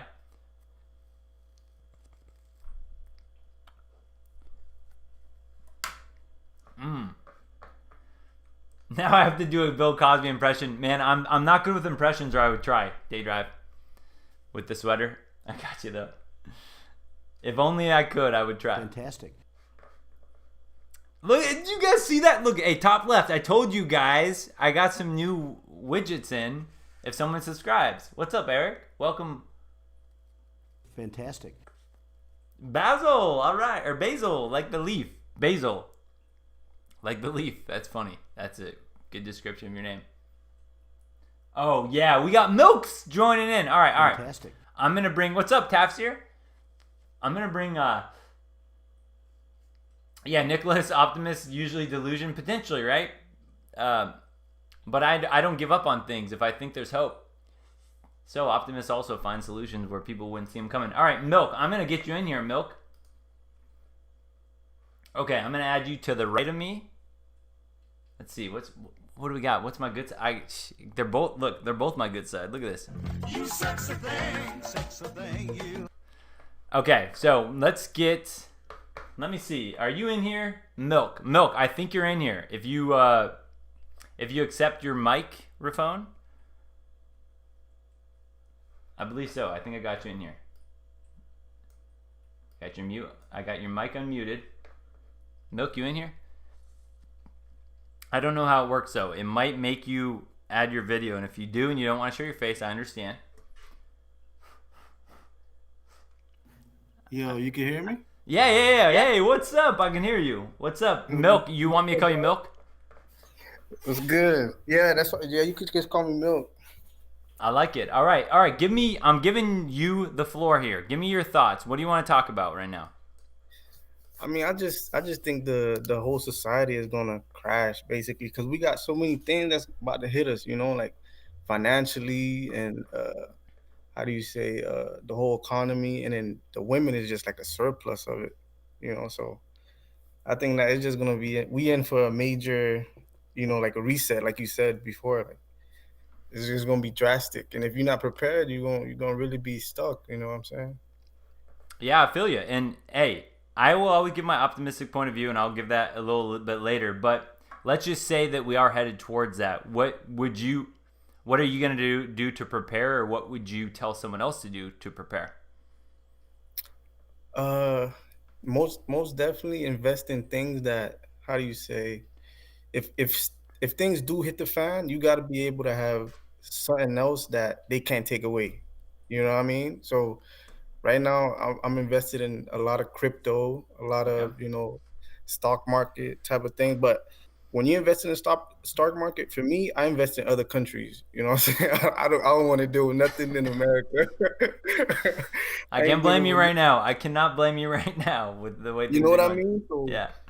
I've invested in a lot of Israel and China because for me, it's like China is really like the global power right now. You know what I mean? So if you're a person you don't see that, you're gonna get stuck. Like basically behind. And the whole crypto thing. Even companies now are accepting crypto for ways of payment. I didn't even know you could pay Burger King with Bitcoin. It's absurd. You know what I mean? So you just gotta be financially free from these people, and then you gotta worry about taking a vaccine. You gotta, oh my gosh, man, like we Yeah, man. I know what you're saying, man. That's a road I don't want to have to decide on all that stuff. I don't want them to have to force me to make a decision on like the vaccine. Like I'm like, nah, I'm good. I don't want it in my body. If you want it, go for it. You guys, anyone in the chat that wants a vaccine, you can take mine. Skip in line ahead of me. bro, they just passed a thing that said you can't take a flight unless you have a vaccination passport, bro. Like, I was afraid of this, and so I fly every year to Minnesota to visit my mhm, family, and I was afraid of that. So I just told my parents, I just said, hey, don't force me to get a vaccine. We don't have to talk about it. But if push comes to shove, I'll drive to Minnesota every year if I have to do it. I just don't exactly. trust. I don't trust these Oh people. my God. And then you have to think about it. For my whole life, AIDS been around, cancer been around, and herpes been around, and you guys never cured that. But out of nowhere, you got this thing coming within a couple months. You didn't even test it, literally. You know what I mean? Like literally, you didn't even test it, and you're trying to jab people with it. You know what I'm saying? So, oh man, it's just if you still focused on women right now, you you sad, man. You just sad, bro. That's a good. Hey, good point though. Very good point. Yeah, I mean, there's bigger things to focus on right Exactly. now. It really is. Exactly. It's like the end of the world right now. You still trying to get peace leave out here. You still trying to. Yeah, and by the way, guys, shout out to that. Don't do that apocalypse stating that I mentioned in a video. That new thing where everyone's going, "Hey, it's end of the world. I just met you three Exactly. months ago, so let's get married. Milk, Yeah. marry me, milk. It's the end of the world." Don't fall for that crap. They're gonna be calling you Corona Bay and Oh yeah, Corona Hubby and all that stuff, man. Like it's crazy, bro. yeah. I'll pass on that one. Mm. But I think the women just gonna continue. They said it's around 15 million people right now that if Trump didn't pass that last order for the stimulus, they would have been homeless, bro. 15 million. Look it up. Like, and majority of them, I think most of them were women. So it's gonna be tough. Be aware of these women that are about to be homeless. That's gonna come to you and act like they're unicorns, like the thing on your shirt. They're gonna be acting like unicorns, man. So that's all I had to say. Continue the good work. You feel me? I'm gonna be watching. Beautiful. Hey, thanks for coming on and great advice. You guys be careful out there. Yeah, thanks for joining in here. Appreciate it, All right, Milk. buddy. All right, buddy. All right, take care. Okay, guys. So next up, we got Nate. Nate, you ready? Nate, you ready? I'm gonna jump you in here, Nate, and then after that, we got Zane in here. So Nate, let me put you in here. I'm gonna put you to my right again. I say, continue the good work. You feel me? I'm gonna be watching. There you are. Beautiful. Hey, thanks for coming on. Great advice.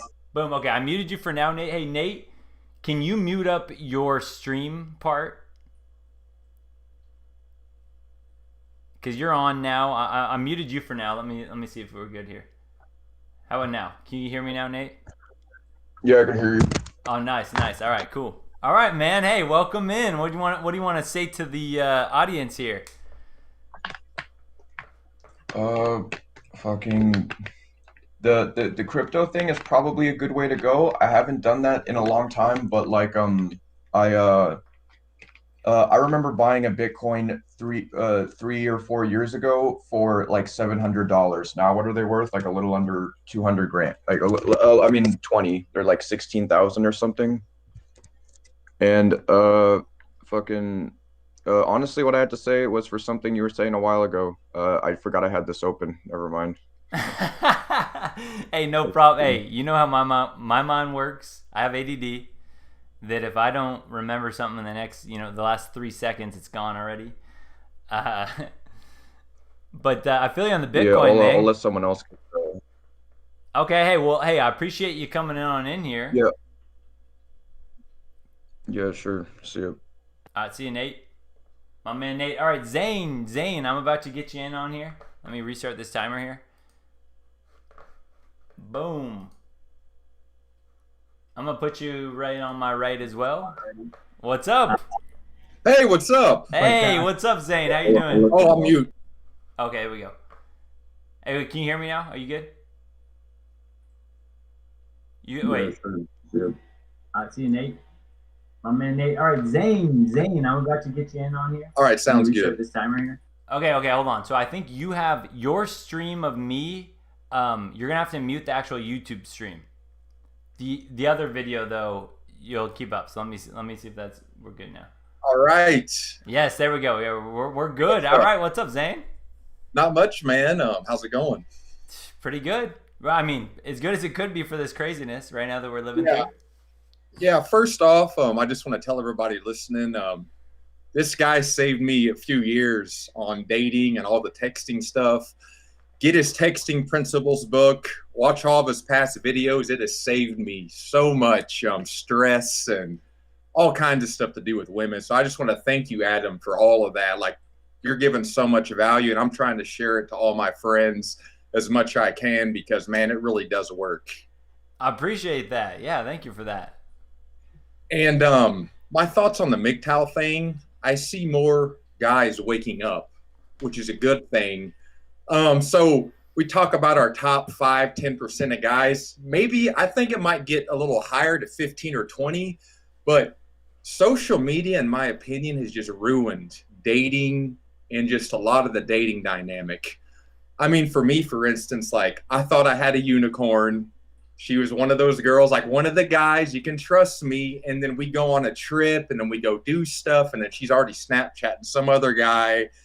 And she has those orbiters around her, and it's like, man, like, and I got in a relationship, but thank God I listened to your MGTOW advice. So I kind of prepared myself for the worst on what could happen, and it did. So I broke it off, and it sucked, but it's like, man, I know where this is going to go, and we're not going to go there.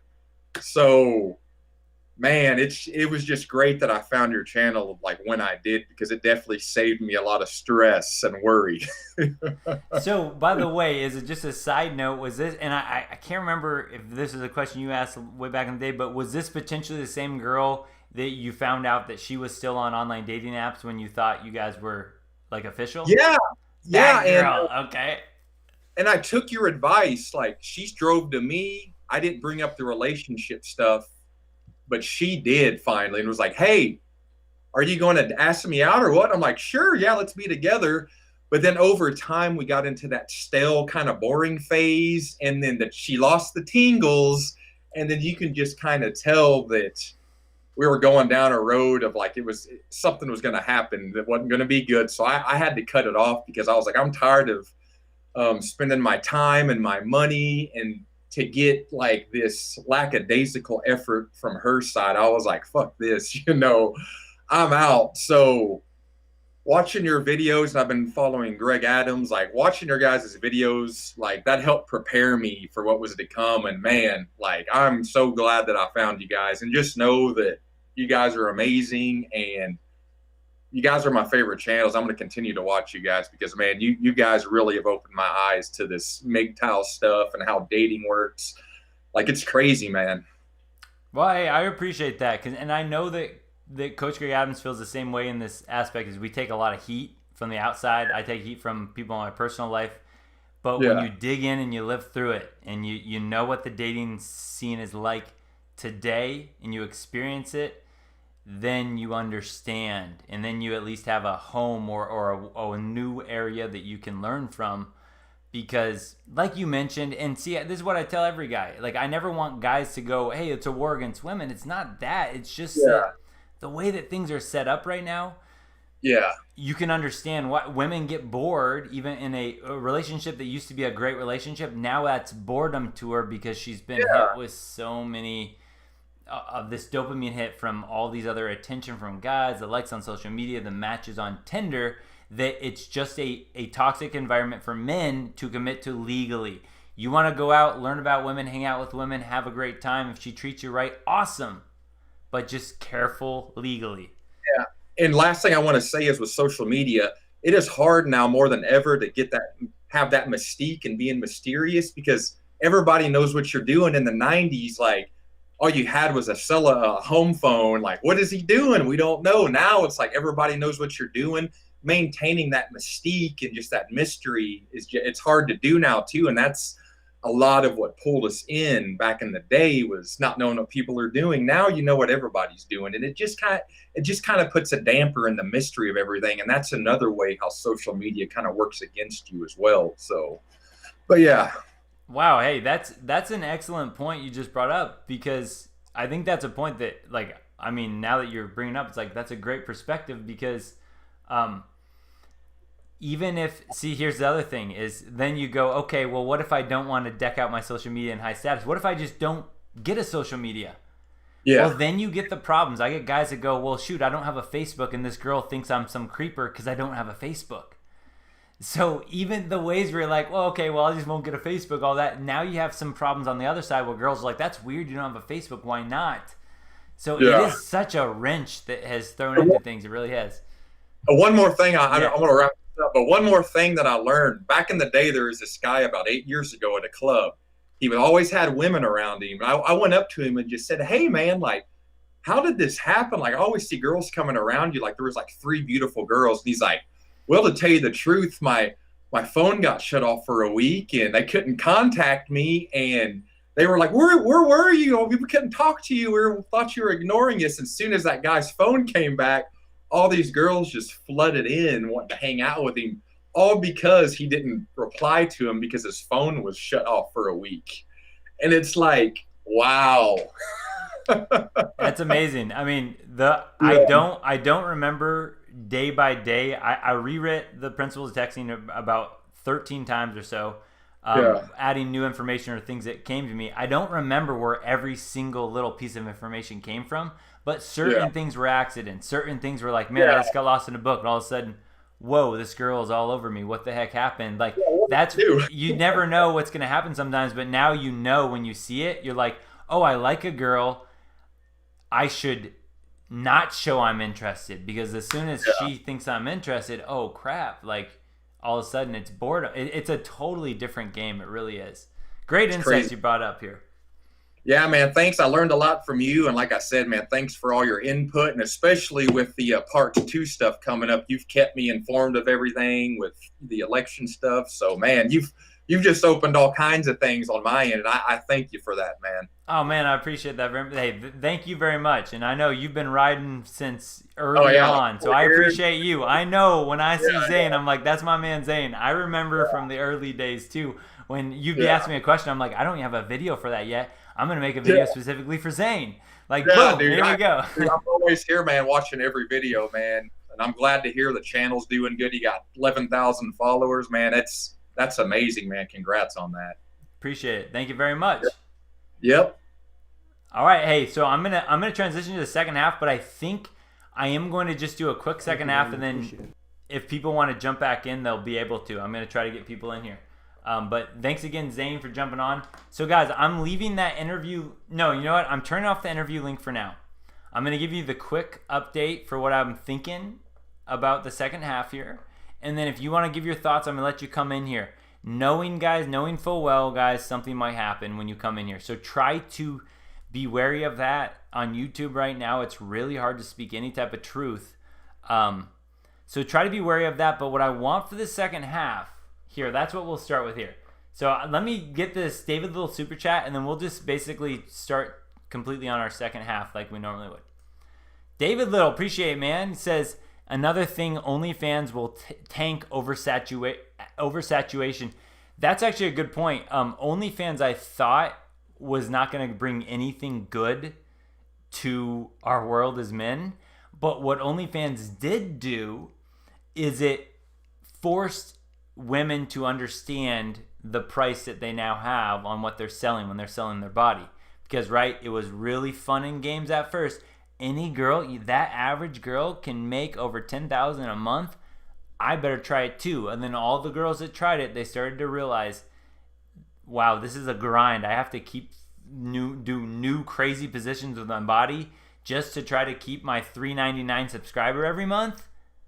Then they're like, oh dang, maybe I'm not as hot as I thought I was. So you're right, and this is a good way to look at it. The silver lining on OnlyFans will tank the oversaturation in the market. Well said. Why pay for this girl right here when it's like I could pay $3.99 and see that girl over there? Ooh. Okay, guys. So, yeah. Yes. Okay. This is good. This is good, guys. This is good. All right. So let me get a new beer out. We're gonna officially start the second half here. So again, let me give the warning to you guys. If you're new to my channel, at this point forward, you might not like me if you came to my channel for female nature, all that stuff. At this point forward, I talk more of the conspiracy, the truther side, things that just I need to say, and you don't have to believe it at all. But just so you're aware that that's what's coming, and you're welcome to leave at any time. Let me get one more beer. Yeah, oh yeah, snail bones, baby. I like snail bones. Pretty can.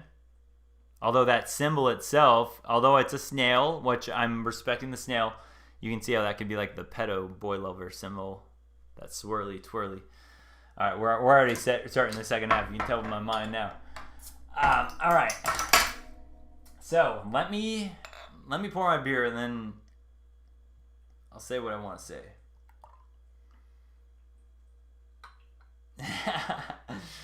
Pipe down with that nonsense. I see that, you guys. All right. Okay. So the first thing I want to start with, and I want to be 100% upfront about this, that I was 1,000% wrong about this. And here's what I'm going to say. I am going to start off with a full-on apology. And if you have any reason at all to dislike this video, do it right now. I deserve it. I was wrong. I said multiple times, and I know I said this multiple times because in my heart I did not believe that it was possible. I said there's no way Joe Biden will be inaugurated. I said that. I said it multiple times. I'm not lying. I'm not trying to hide from that. I was 100% wrong about that from what we're seeing on, what's going on. I lost many bets. I've lost, over thousands of dollars at this point with some of the bets I made about the inauguration, and then just bets with friends and family. So that's my fault. If any of you guys got as excited as I was that he wouldn't be inaugurated, and it was because you listened to me, I will take that one. I know I said it multiple times, and it was probably convincing when I said it because I truly believed it. I just didn't think there was a chance it would happen. I thought there was no way. I thought it'd be postponed, or I thought there'd be arrests or something happening before that. So I will own that one 100%. I will take it. Guys, that's on me. Big time. And something you guys should know about the second half. The first half, when I talk about women, I can confidently say, trust me on this stuff, because I've been through, in my mind, basically every situation with a woman or women. I've just lived through so many of it. I've been through so many experiences. This second half, I don't know. This second half, I'm a researcher. I'm a normal person just researching. I don't know. I'm not ex-military. I don't have some CIA ties. I have none of that. I don't have special information. I'm just a guy that researches and connects dots. So anything in the second half, and I hope I say this enough, take it with a grain of salt for me. I don't know for sure. But I know for sure that I was pretty confident that Biden would not be inaugurated, and I know for sure I was wrong in that. There's no ifs or buts about it. I have to sit here and Venmo and pay all the bets that I made.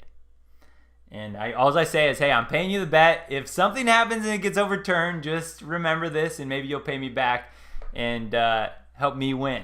Because that's where I'm getting into next here. Okay, so let me transition. With me being completely wrong about that, you should have skepticism 100% with anything I say, especially with this part, no doubt. I don't blame you. I look like a complete fool and idiot about a lot of things to certain people because I speak truth and I don't back down from confrontation. So if people talk down to Trump, I always back them up. I know my environment. I know especially in Washington State where I live, I know that most people don't like Trump or didn't like Trump at the time, so I wouldn't go around parading it, but I don't back down. If someone calls me on something or says it, I'm like, nah, this is what I believe. Hey, I see it differently. It's okay if you don't believe the same as me. I just see it differently, and I will not back down. I'll give you my facts and my logic because I truly believe in what I'm talking about. Doesn't mean I'm right. I'm just telling you I truly believe it. So now, let me get to the first comment. Although I actually covered this. I actually want to talk about this comment I did see, though. To start with this. No, I see what you guys are saying. Oh, man, I love this. I see what you're saying. I understand. I tell you, I have no secret information. I just tell you what I truly believe. And I've been digging into this for a long time. So I trust myself. I understand if you don't trust me. I really do, and I'm not going to try to convince you to trust me. But how about this? With this Seth thing, and I like hearing other sides, and especially after what happened, I understand and I expect stuff like this.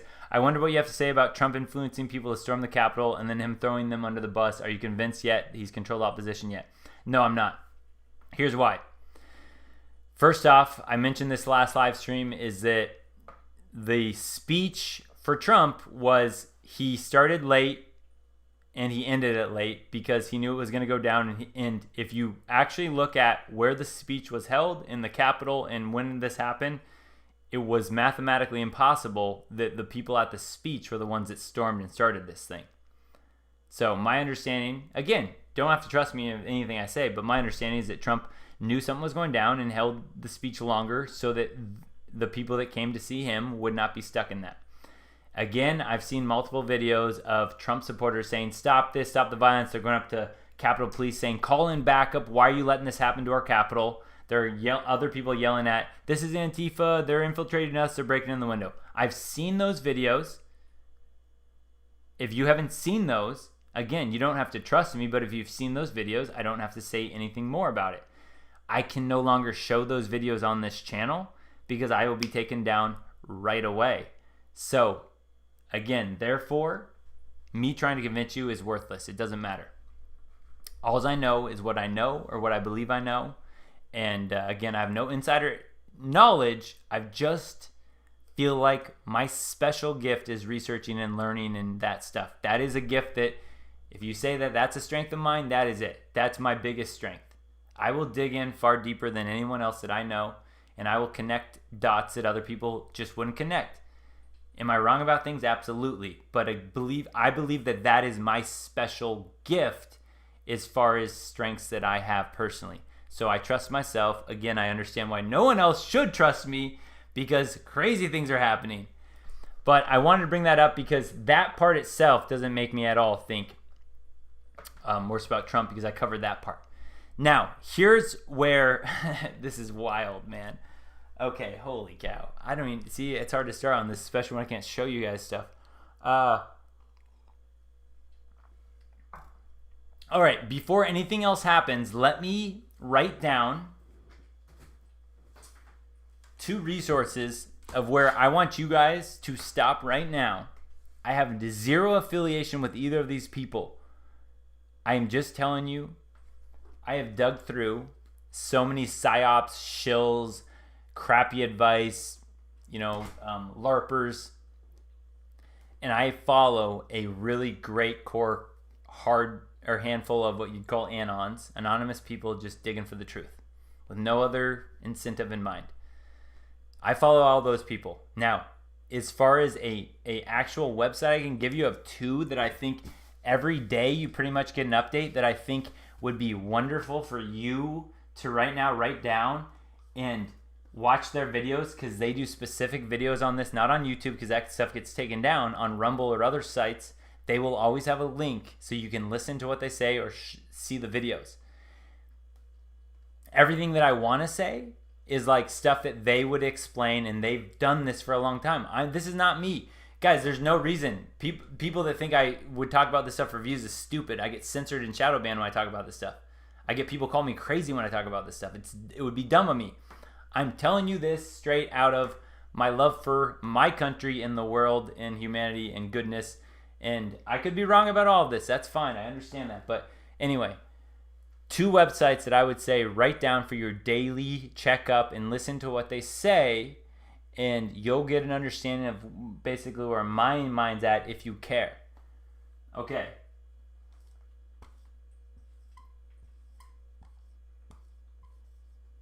First one. I'm putting this out here for people on the replay too, so you can see this. Oops. www.x22report.com. Some of you might already be familiar. If you're not, I've been following this podcast. I was on YouTube for a long time, for probably over 2 years now. Very solid information. You're going to get a daily podcast. Am I going to sit here and say I know all the information is correct? No, I don't. Guys, I don't. There's a lot of me that there's so much research built up, and then, like I say, and this is the weird part, this is the part that I wouldn't even have trusted myself with a few years ago, I get these feelings that some of you that are maybe spiritually inclined might know what I'm talking, these feelings that I'm onto something that are unlike anything else I've ever felt before. So that doesn't mean you should trust anything. I'm just trying to tell you why I feel inspired to talk about this. So that's one, x22report.com. Make that a daily website you actually go to. And on the main page, you can go and click on one of the podcasts that he will talk about. If you want to be informed, in my opinion, this would be one I would go. And then the other one, this is a fellow of mine. I stick up for my ADD, my ADHD. Those of you that were called the ADDers of the world. The ones that always got in trouble in class because you couldn't sit still. You always asked questions and the teachers didn't like how curious you were.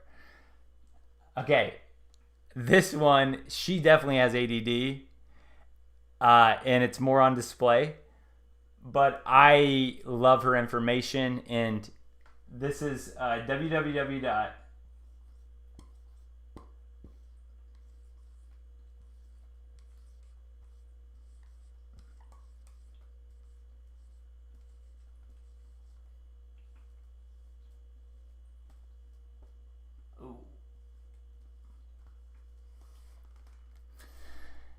www.beachbroadcast.com. She calls herself Santa Surfing. I'm just telling you, this is going to give you great information about Nasara Jasara. What I believe has to happen as well. So I'm putting these up here again. If you're not following, I'm just telling you guys, you want information, frickin' don't listen to me. Listen to these 2. There's others that if these guys got shut down that I could point you towards, but these 2 I trust, and I've been following them for a long time. Okay, now.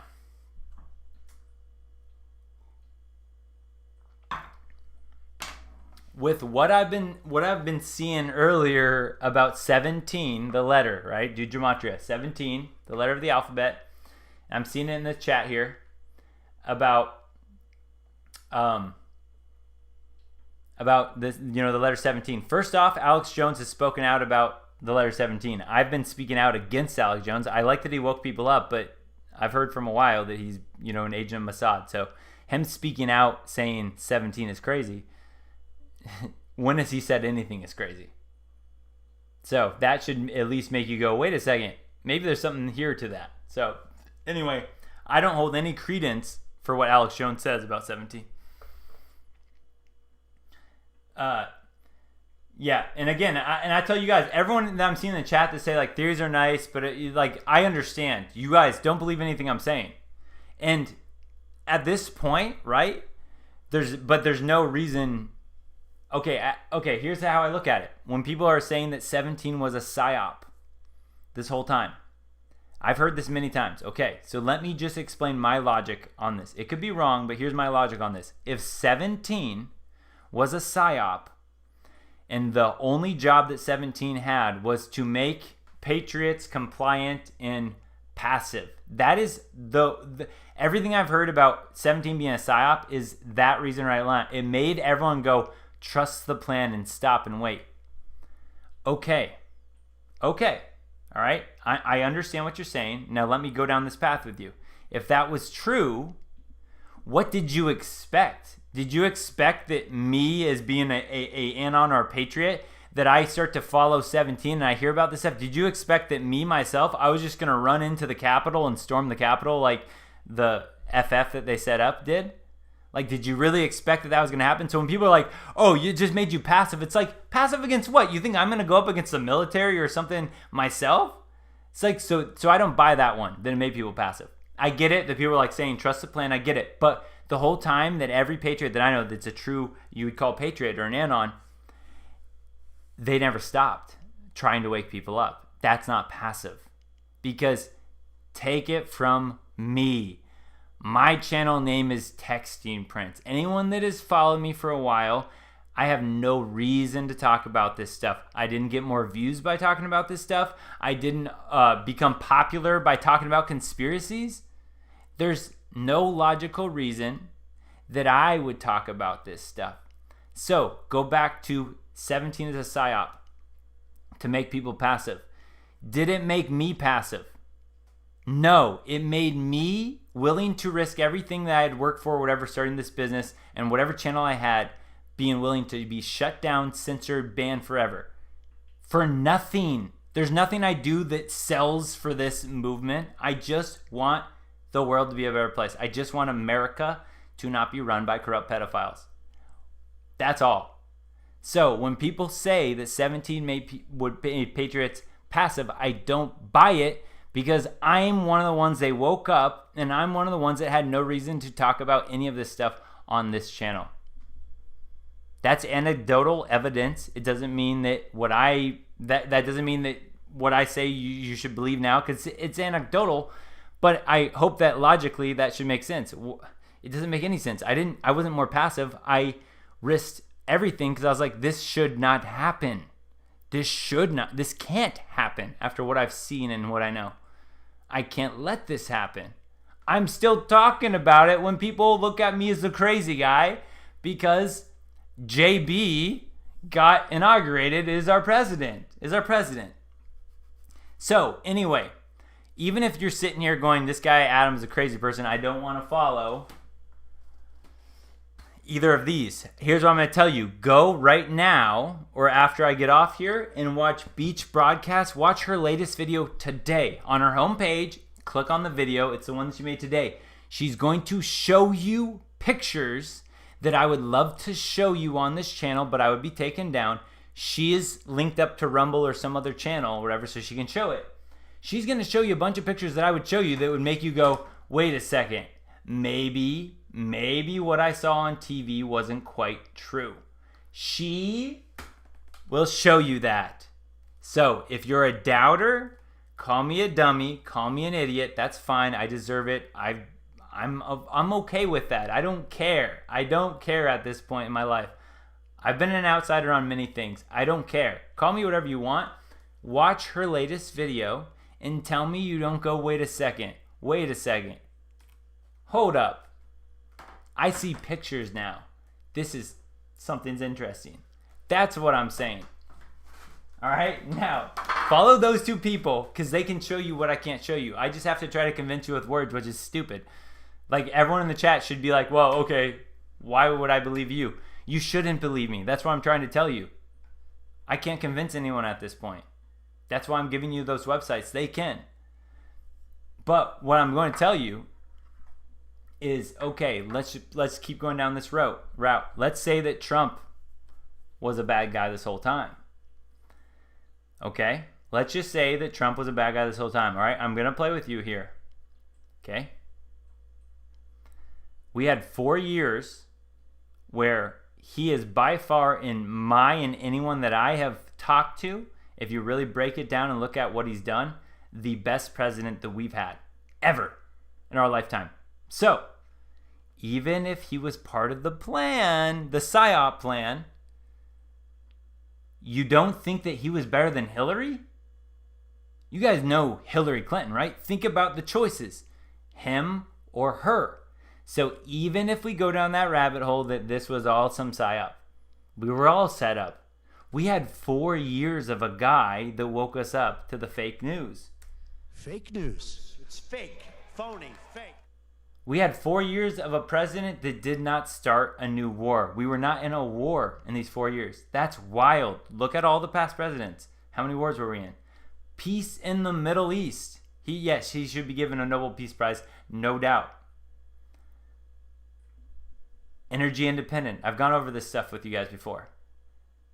All the trade deals he negotiated for us, for the good of America. All the deals that were a bunch of crap that he got us out of. So, either way you look at it, right? For 4 years, he was far better. I think this is a very fair for me to predict this. I think he was far better than anything Hillary Clinton would have done. I don't know that there's anyone on the planet that can disagree with me on that. I really don't, right? I don't care how much you think you know more than I do or how much you've researched from me, right? You can't argue with me at that point. If you're on that bandwagon where you're like dug in so deep and you go, 17 was a PSYOP from the Bolsheviks in the 20s, right? If you want to go back and you want to say that, if you're on that level with me, then you can't get past the first area of logic that if 17 and Trump was a PSYOP, you know as well as I do, he was far better than Hillary would have ever been. So period. Boom. Case closed. Because whatever she would have done, he did much better. Anyone on the planet can agree with that. So at worst case scenario, he's a PSYOP that gave us 4 better years. At worst case scenario, to me. Now, you want to get to best case scenario, because that's where I have a lot of fun. Okay, we already went over it, right? If he's a PSYOP, he made people passive. It doesn't make sense because I risked everything to talk about this. And a lot of other people I know did the same. Doesn't make sense. Him being a PSYOP still doesn't make sense. He was far better than Hillary would have been for the last 4 years. So now, what are some other options we have left? This is where it gets fun, and this is where he follows other people. But I've talked to you guys a lot about Nasara Jassara that other people probably haven't talked to you about. Nasara Jassara. You talk about the global reset. Yeah, that's the bad one. That's where the global reset that they want to run. When I say they, the people that have been in charge of the world for a very long time. The global reset that they want is to, right, wipe out the middle class, take away small businesses like the whole China virus and all that stuff did, and they want to have the lower class just reliant on the government. Stimulus checks, here you go. You rely on us, and then they can control everything. It becomes the ruling class and the peasants. There is no middle class. That is the Great Reset. That is what's happening in a lot of other countries or what people are afraid of. That is what I would be afraid of if I truly believed that JB was running our country right now.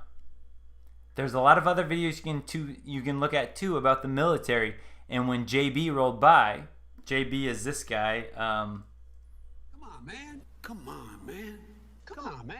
Okay, when he rolled by, look at those videos if you haven't seen them yet of the military. There's probably, if I were to guess, 1/10 of the military that are facing forward.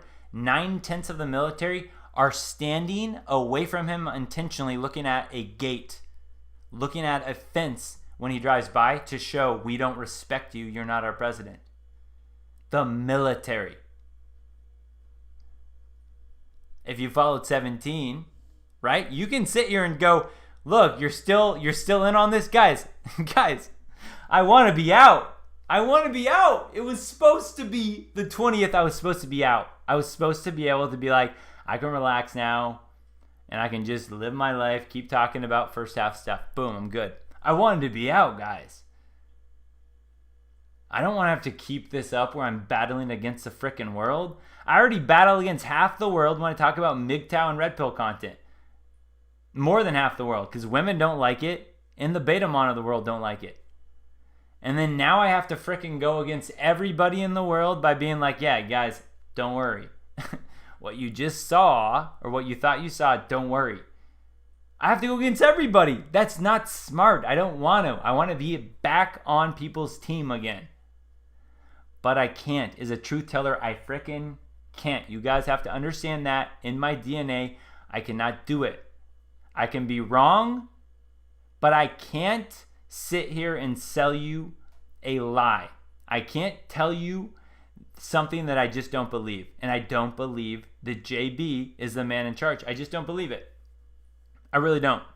And I'm not sitting here going, well, this guy just is just not facing reality. It's like, no, frickin' go watch those two channels.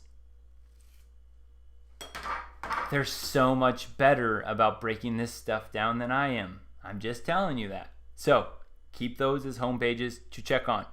Now, what are the other options? When I mentioned Nasara Jassara, I've talked to you guys a long time where I think the world's going to change. So actually, if we go back to our MGTOW 10-year prediction where I said laws won't change, theoretically, if you get on board with what I still believe right now, yeah, theoretically the laws will change because we'll go back to constitutional law. Here's what I believe happened. Like I've tried to tell you guys for a long time, you got to look into the conspiracies even of the Titanic about when the Federal Reserve was created. But the United States used to be free. Then the United States decided to create a Federal Reserve.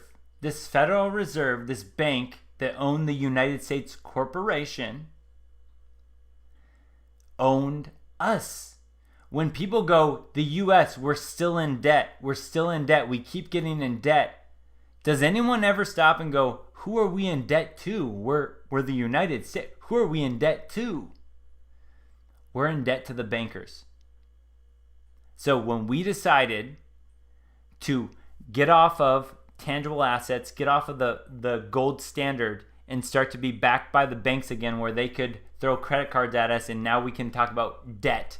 And now we can be the slaves to their system where they can set the interest rates.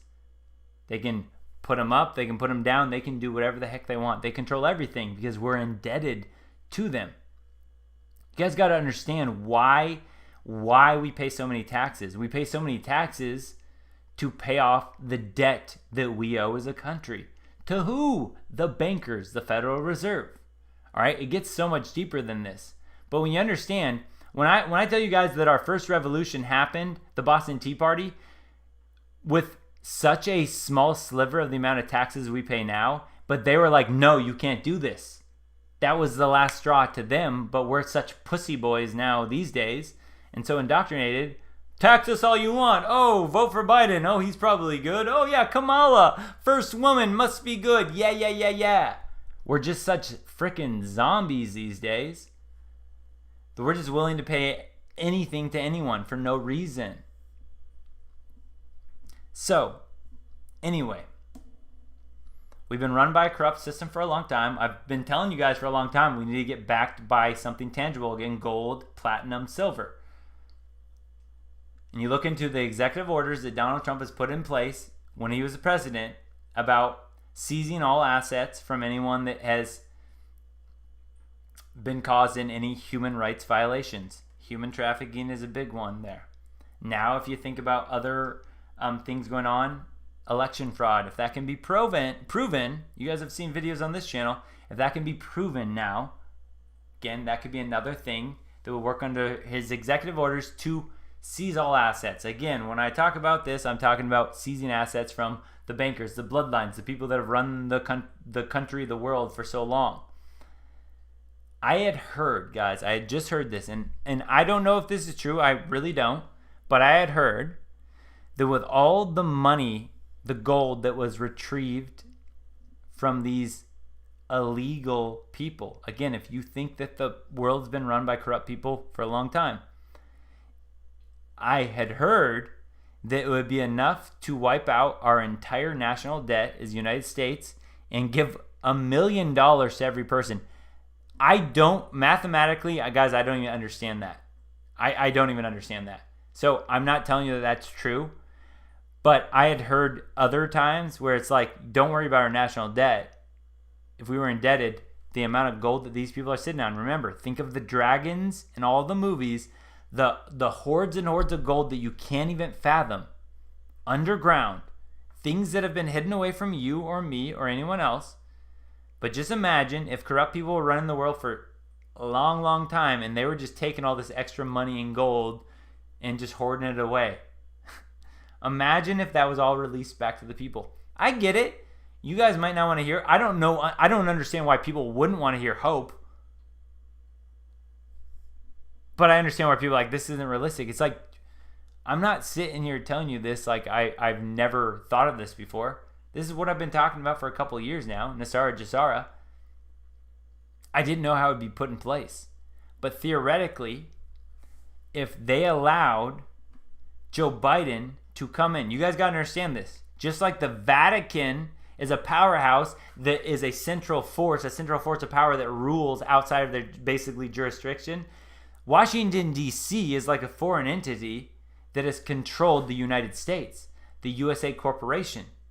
You guys got to understand that we're a corporation, the USA. When you sign your birth certificate, you're signing into the system. It's a slave system in a sense, set up by these bad people. Don't get freaked out.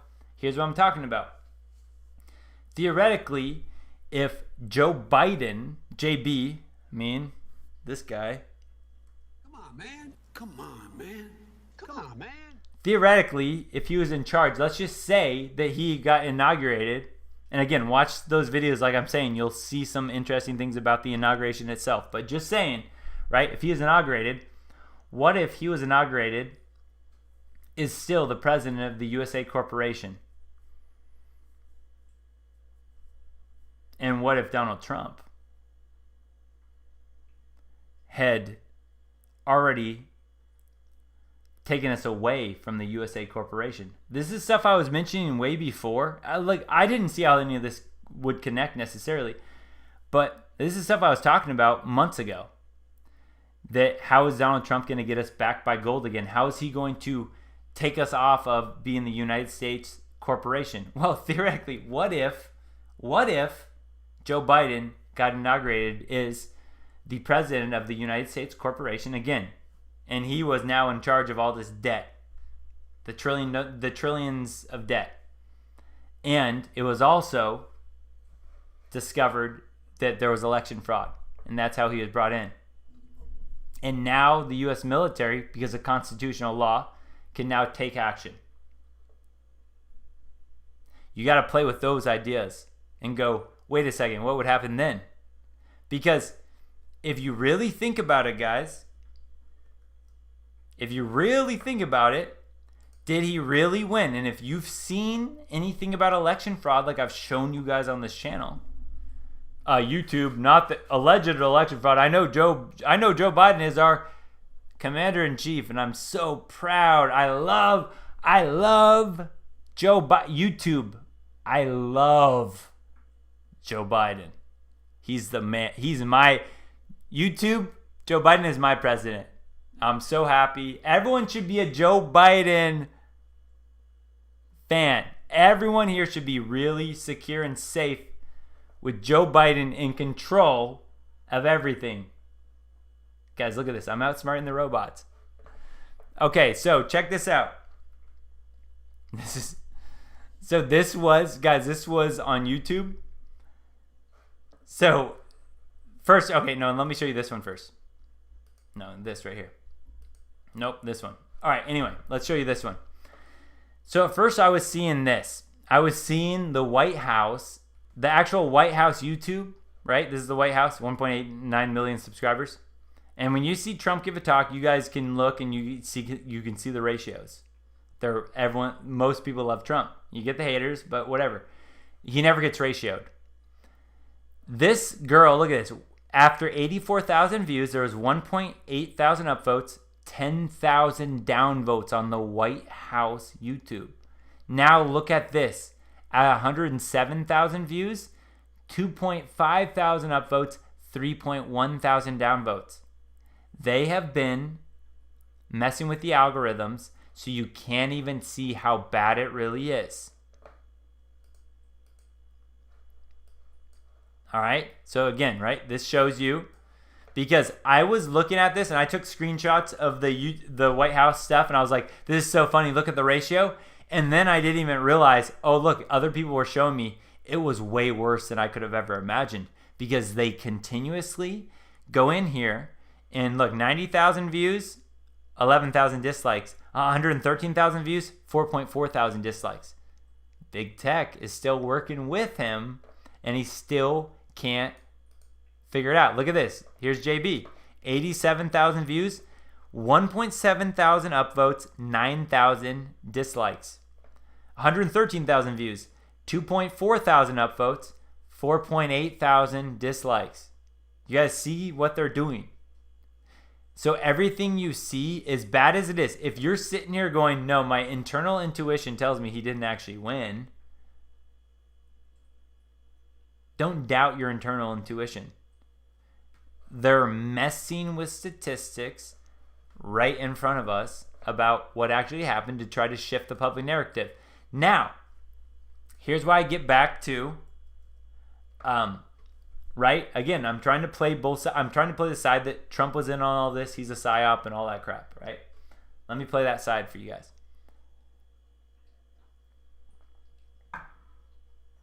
I'm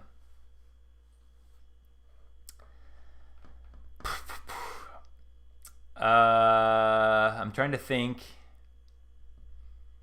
Oh, that they let him in. They let him do all this stuff. No, still, okay. It still doesn't make sense to me. I'm gonna try to give you guys. I get it that you guys might say, "Oh, here you go." He didn't fight, right? Trump didn't fight. Well, first off, he never conceded. So now, again, that's why I showed you guys these videos. Look this up, because this will make sense to you now when I say stuff like this. Okay, this right here. Look that stuff up. They can tell you way better than I can. And again, I'm going to tell you X22 report's super solid, but that's like mainly podcasts. Beach Broadcast, she'll show you some videos. Watch her most recent video. I'm telling you guys right now, watch it. Watch the most recent video. I don't believe that JB is our president, because if he was, that's why I was going to go with this. That's right. That's why I was going to go with this, guys. Okay, let's pretend that Trump and 17 are psyops, right? And they tricked us, right? They tricked me, for sure. I got my Trump hat in the other room. You guys know I'm a big Trump fan, okay? So they tricked me. Dang it, they freaking got me. Well, first off, we already know that Trump was better than Hillary would have ever been. So I feel, okay, I didn't get tricked so bad. All right, phew. Now, here's the other way you look at it is, if, frick, dang it, I forgot again. That's how quickly my mind gets things and loses things. No, I'll get it back. If he, okay, let's even go with this. if Trump was in on this, right, and he just gave up, and all of a sudden he just got people to just, settle down, and all of a sudden Biden came in and all that stuff. You guys aren't gonna believe it. I freaking lost it again. Hold on. I'll get it again.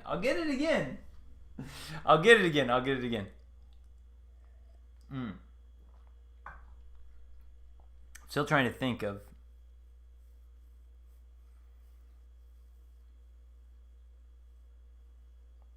You guys got to watch those videos, though. You got to watch those videos behind, or watch the Beach broadcast, the most recent one. And then it doesn't make sense. It still doesn't make any sense. So, right, even if Trump made us all passive, for what? To get us all to be like letting JB in? Joe Biden in? Is that... I'm trying to understand, right, the plan.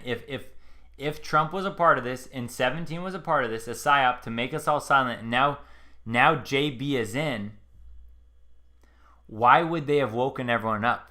Why would they allow the White House, why would they allow it to now everybody that now sees JB in the White House is disliking the video? The ratios are insane. Why would they do that? That wouldn't make any sense. Why would they make every person who is skeptical now 10 times more skeptical about anything about taking away guns? Right? Americans still have their guns. So I understand if people were like, well, he got everyone to give away their guns. It's like, no, hold on though. Now that he's out, what did it do? It woke up America. America's not happy now, and America still has their guns. So I have a really hard time buying the psyop, right? Hillary Clinton would have been worse, and now all of a sudden, all these Americans are awake, disliking all this, saying Joe Biden's not my president, and they still have their guns. It doesn't make sense. Now, I saw that Donald Trump Jr. posted something the night before election. There was a meme that said, and I'm reading into this intuitively. So this, it was a meme that said something about Scar from The Lion King, and it was like, remember how everyone felt, or no one knew how bad it was until Scar took over or something for blah blah blah. I don't know. I can't remember exactly what it was.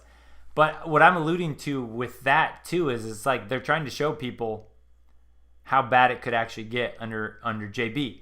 Watch Beach broadcast to watch JB in the White House if you're really concerned. Why would they allow this type of stuff to happen? Watch this. She'll show you pictures that make you go, wait a second. Okay, maybe there's more. Maybe there's more to this. So, is a last piece, and again, I've done a horrible job, guys. I understand. I've done a horrible job connecting all this. I really have. I know I could do better. I get it. I really know I could do better. I'm just excited right now, and I didn't know what I was going to talk about here. But the last thing I want to say here is, with the whole, frick, man. JB. Gosh dang it, man. What was I going to say? This is how it is, man. If I don't write notes about everything right around me, I forget. Oh, dang it. Okay. This is the last thing I was going to say about JB. What just happened? They took over. Here we go. Here's a big one. Okay. And here's one where I was naive to. I was hoping, right? I didn't think there was any way that JB would be inaugurated. I didn't. And I was naive and I didn't see other possibilities.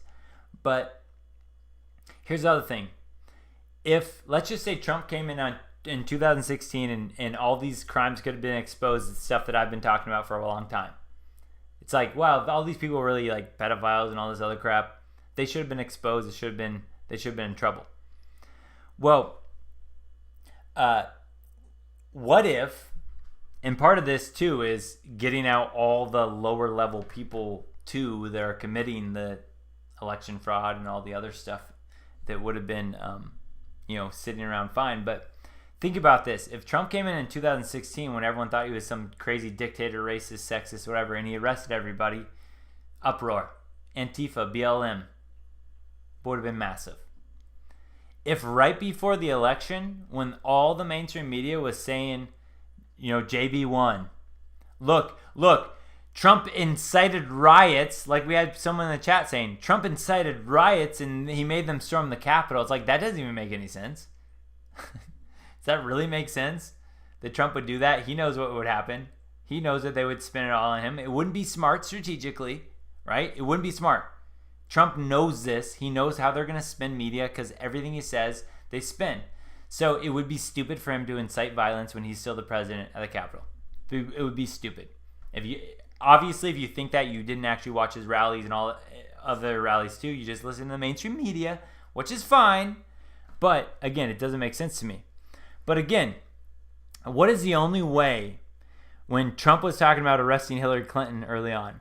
Well, I've been talking about Hillary Clinton, Obama, and all these people being arrested. I see in the chat, everyone's like, there's no way they'll be arrested. Pfft. I don't know what planet you're living on. I'm still a believer big time. I get it. I could be.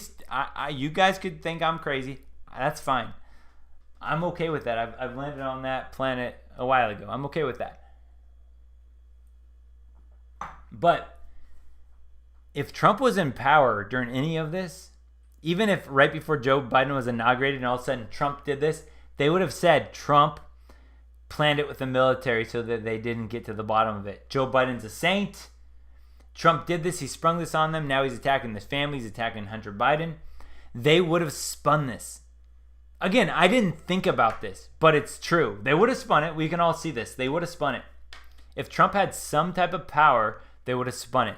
Now, on the flip side, Trump is out of office. He never conceded, but he gave a nice farewell speech. He gave a very diplomatic speech. Some people say he gave up. I don't believe that. If you've researched Trump at all, you know he doesn't just give up. He's not stupid. He knows what's going to happen. He knows his legacy. Things that people hate about him is that he has an ego. I love that about him. He has an ego. You think he's just going to let this happen where he just walks away? So everyone that's sitting here going, Trump gave up, you really believe he gave up? You really believe that after what he's gone through for 4 years? You believe he gave up? Or theoretically, if you follow some of these other sources and then you follow 17 and you start to understand that 11.3, 11.4 and all that stuff meant different things and whatever. I'm getting ahead of myself. Some of you guys don't know what I'm talking about. But anyway, if you start to see all that, you will start to understand why it's necessary that Trump is out of power. And before I go here, I understand too, where I even said to myself, I wouldn't be one of those guys that just justifies everything. Confirmation bias. Everything that they say, I'm just going to soak in and go, oh, I still believe. I want you guys to understand, yes, I could still be a sucker to that, but I also want you to understand I've thought deeply about that. I think about psychology all the time. Could I be a victim of confirmation bias? Theoretically, yes, I could. But now that you understand that I've analyzed, could I still be a victim of confirmation bias? I hope you start to go, okay, maybe he realized maybe it's confirmation bias, and maybe he even double-checked and triple-checked himself. Again, I have no insider information. I don't know. But I don't believe JB is our president. Because if you honestly believe that route, if you believe that 17 was a psyop, if you believe that Trump was a psyop, you are taking, which someone said in the chat earlier, take the black pill. You're taking the black pill, which I don't understand. Why would you want to go, well, I see reality now? It's like, no. The reality that if you understand the reality that I understand, that if legit JB was in charge, if legit that happened, if legit 17 was a psyop and Trump was a psyop, if you understand the same reality that I do, you wouldn't just be sitting here going, yeah, it's all stop. No, you'd be freaking out. You go, no, that can't happen. That can't happen. I understand a reality now that I didn't understand 5 or 10 years ago. I get that these games have been played in politics for far very long. I understand that human trafficking has been a part of, our world for a long time. I get it. I don't care what anyone says about it. It's been allowed for hundreds of years. I don't care. I was made aware of this within the last 2 years, and I will not live in a world that allows this to be mainstream. I will not live in a world that allows a president to be elected illegally with a fraud, and he's connected to all this. That's not going to happen. So anyone that has been munching on that black pill and going, yeah, the only thing that you would have to gain over what I'm saying versus what you believe is that you can sit here and go, look, Adam was wrong too. It just took him longer than most. That is the only thing you get, a little bit of bragging rights. But that's such a bleak future because I know the future that would happen if legit JB was in charge. And I get people can say, yeah, but that's how it's been with the past presidents. I understand that. I don't care. I'm telling you about me. I didn't know that before, therefore I didn't care. I know that now and I won't shut up. And I know there's other people out there like me. That's why I don't believe this is just another one of them. I was woken up and it was so dumb of them to wake me up just to play with their food, just for some psyop. That was the stupidest thing ever. And I know I've told you guys this before, but I want you to understand, when yesterday happened, I was shocked. And there was a 6-hour period where I'm like, I don't know what to think. And then I just started digging again. And I was like, okay, I understand.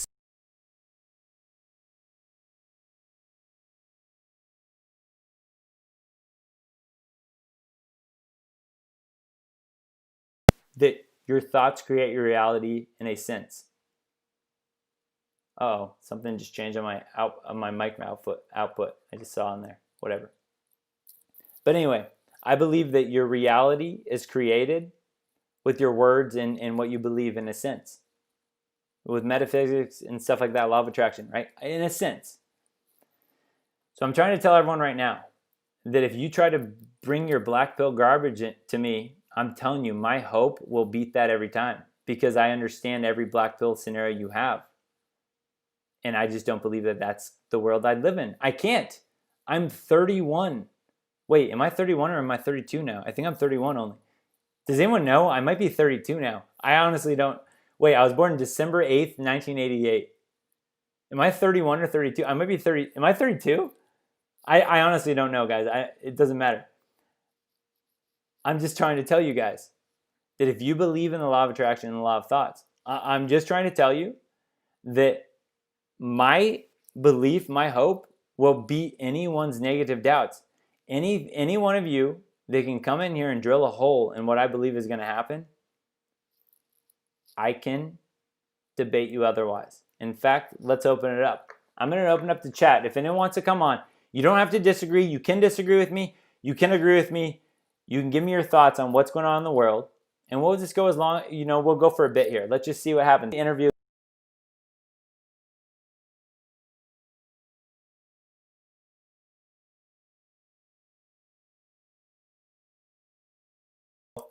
I think I can beat you with my white pill. This is my hope pill.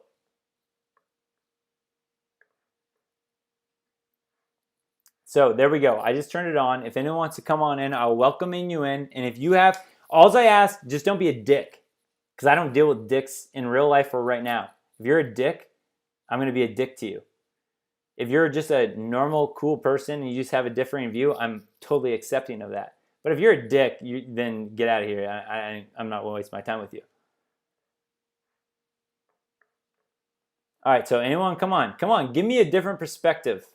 Let me talk some people down the ledge, and if they need it. But I don't believe. All right, here we go. Yes, this is good. My man Chad's in here. Chad, I'm going to put you in on the right here. I'm going to let you talk. I'm going to shut up for a bit until you're done. Go ahead.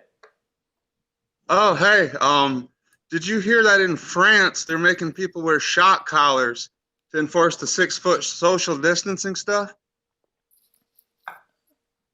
I did not hear that. Yeah, it's factories in France. I think like Taiwan or something. They're making people wear collars. They're getting used to people like treating them like dogs, man. They're putting shock collars on people, and the people love it. They love their slavery. They're simping to the globalists, and it makes me sick.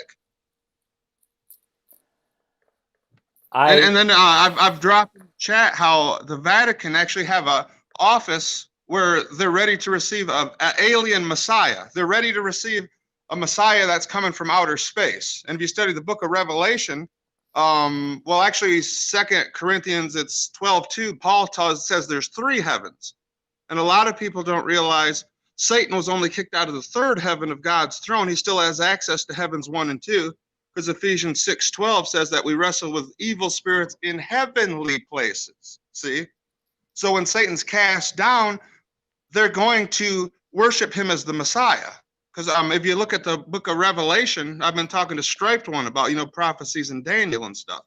The beast John seen in Revelation 13 is Daniel's 4th beast, the Roman Empire. In verse 3, that beast gets a deadly wound because the political leader is going to die and Satan's going to enter the body and counterfeit the resurrection. Verse 3 says his deadly wound is healed. And that's how the world is deceived. Everyone whose names aren't written in the Lamb's Book of Life believed the fake resurrection, according to Revelation 13:8 and 17:8. Okay, so where do you stand on, because, and I'm open to exploring this because I know, I do not know biblically as much as you do. I just know that. But where do you stand now on Trump or 17? I don't know. I can see it going both ways because I kind of see how America didn't appreciate Trump. So if you take something for granted, God will always take it away from you. I've learned that. So it could be our last, or maybe God's not done with Trump yet. I don't know. Trump, as far as I don't think he's controlled. I just think he got weak toward his really is trying to befriend the globalists most of his presidency. And it's like, dude, they hate you. Certain people will never like you because your spirit irritates their demons. So let me ask you about that then. Let's ask about that specifically then. Where do you, because one thing that I would say that all Trump supporters can get on board with is you've never really seen Trump act weak. At least in my opinion, I've never seen Trump act weak unless, like Art of War, he acted weak and he talked about it. I act weak when, I'm strong or whatnot. So what makes you believe that he acted weak in that sense? Well, Biden didn't have no problem using executive powers. Trump could have, he could have did a military coup to stay in power. People would have talked shit about him, but he still would have been our president, and we still would have been a free nation. Now we're fucked, dude. Well, so no, and I understand what you're saying. I want to keep going with this, but when you say we're a free nation, right? When I talk about we were the USA corporation, we were enslaved, we were indebted. So were we ever a free nation? Well, what I mean by that is Trump brought our jobs back. He made black unemployment at the all-time lowest. Whereas black people who voted for Obama, what'd he do for you? He got you at the all-time highest black unemployment. I hate identity politics. People who are against Trump, what policies of Biden do you actually like? Do you even know his policies? And that's actually where I see another bit of silver lining that is opposite, which I don't believe that we're going to sit through 4 years of JB. Again, no one take my word for it, but I just don't believe it. But one part of that is I was seeing already on day one is, and again, maybe it's because I'm following more like Trump supporters, but I was seeing people just making fun of Joe Biden on things he was doing, which is the first time in a long time that America's been united on anything. It's what I'm thinking too. Who are they going to blame now that Trump isn't in office? Exactly. So I see what you're saying. I understand what you're saying. And again, I don't know the full story, but part of what I'm seeing too is what 17 has said for a long time. And listen when I say this to anyone here that is spiritual or religious. The best thing that I can tell anybody right now that I have personally gathered from digging into 17 is I have no doubt in me personally who I believe my true creator was. And it wasn't Trump. I found things from digging in and it started with 17 and it connected a lot of other things. So to me, that I will never take that over. I'm never going to put Trump over who I believe is the Most High. But the book of Jeremiah plainly says if you put your final trust in a man, you got a curse on you. See, exactly. So that's where I could get on board with if people worship Trump. I agree. You should never worship a man, in my opinion.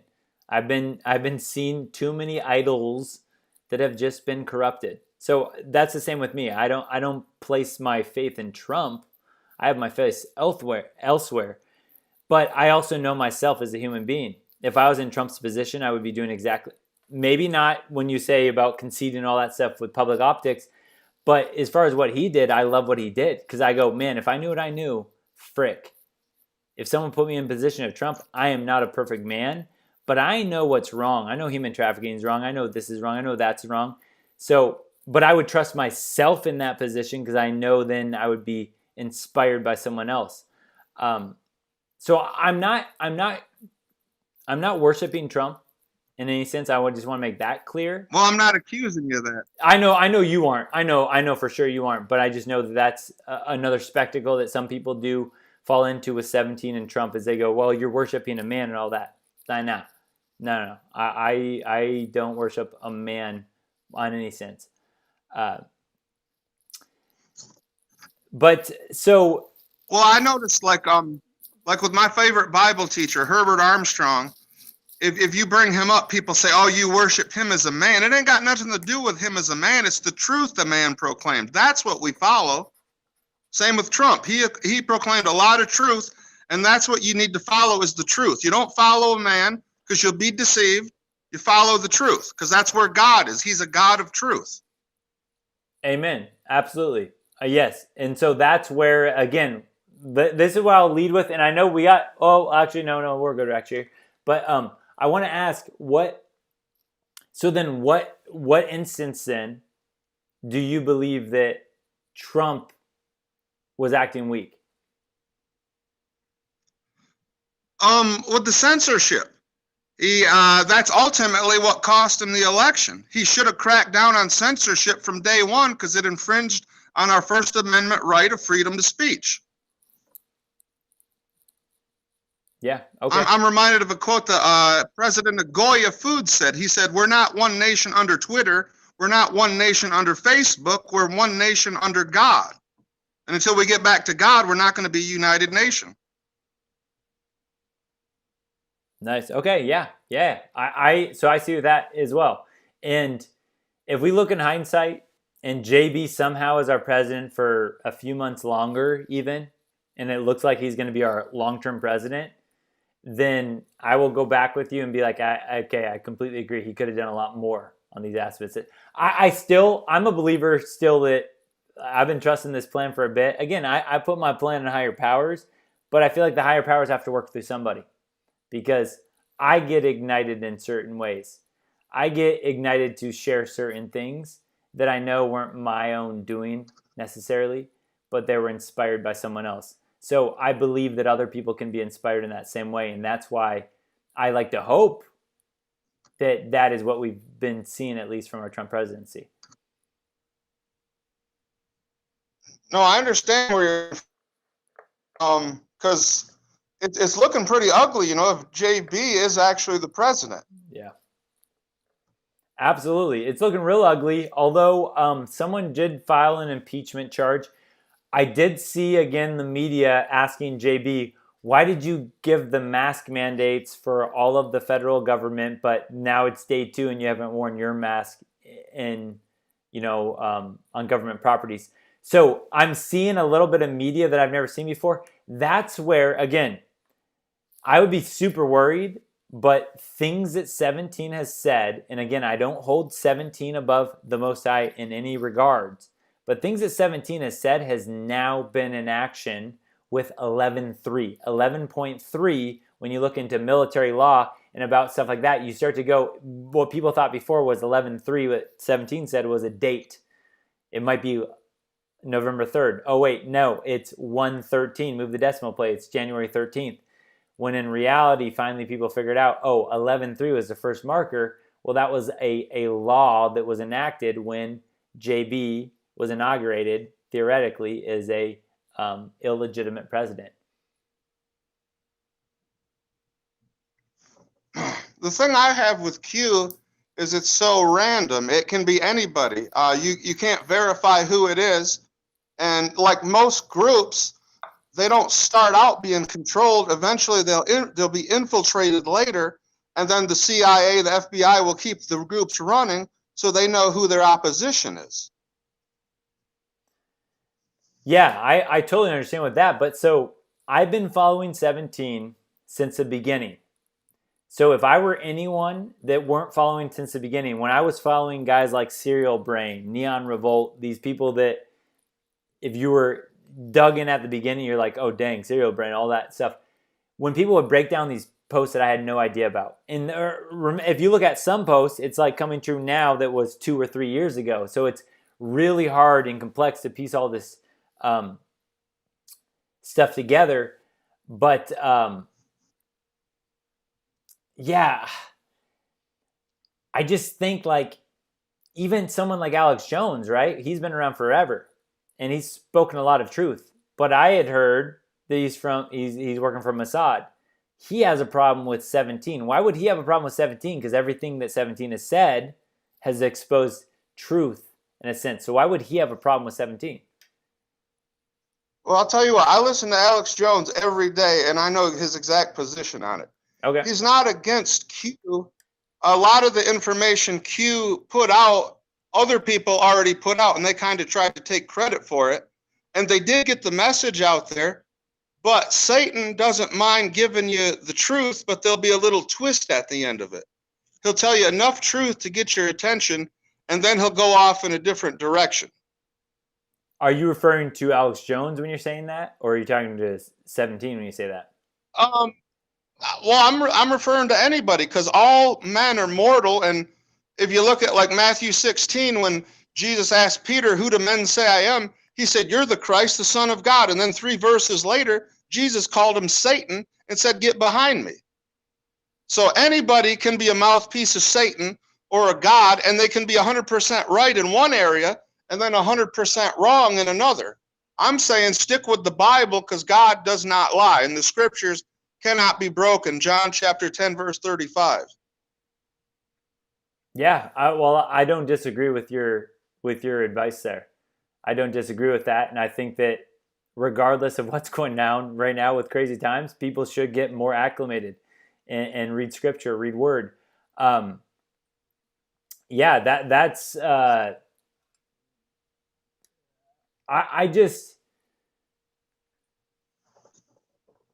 I still see. So my first, I guess, and my last defense is again not man, not Q, not Trump. But I just still see right now, and that's why I said, have you seen Beach Broadcast yet? I haven't checked any of them out. Okay, check out both of them, and that's all I would just say is, and you have eyes to see, so trust your eyes, trust your intuition, right? If it doesn't feel right to you, back out. But yeah, as soon as I start worshiping something above, in my opinion, the Most High, I will get worried right now. Right now, I am optimistic. Like I say, and I tell everyone, don't believe my optimism. I've been wrong about things. But I'm optimistic, and if Joe Biden was the actual winner, either way you slice it, it's bad because we know Joe Biden is corrupt. So whether 17 was a psyop or Trump was a psyop, it doesn't matter. All it is bad news. Right now, the only hope in the world, and to me, if you follow the Most High, you believe in hope.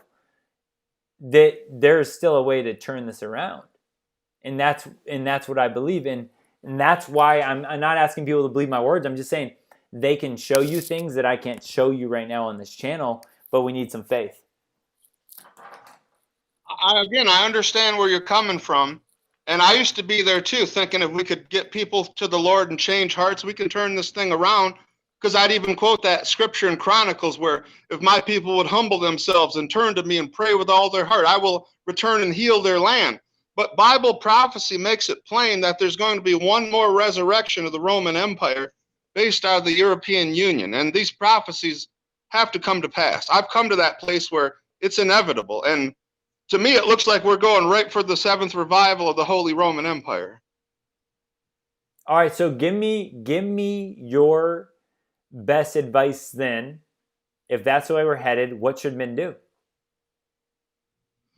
Well, first is they got to get right with the Creator. That's number one.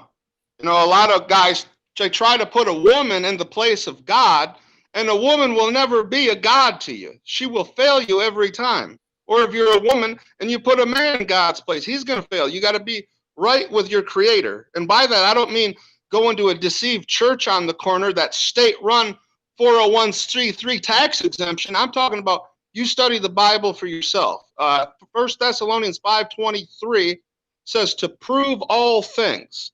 So scripturally, it's not a scriptural thing to believe something until you look into it yourself and until you prove it to yourself. Because until you prove it to you, you ain't going to be able to prove it to anybody else. Okay, good advice, yeah. Check out the scriptures.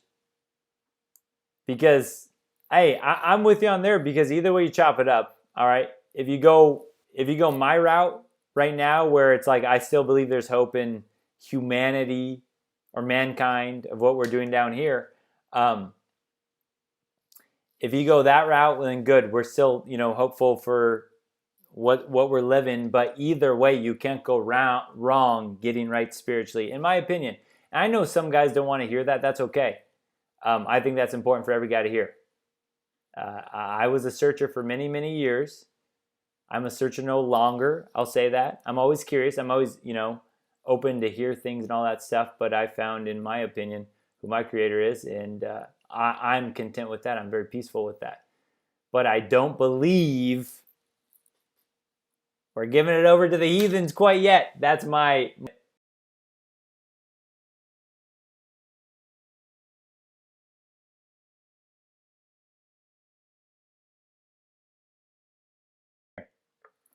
If anyone wants to jump on, great, come on out. But if not, guys, I want to give you one last reminder here. Boom.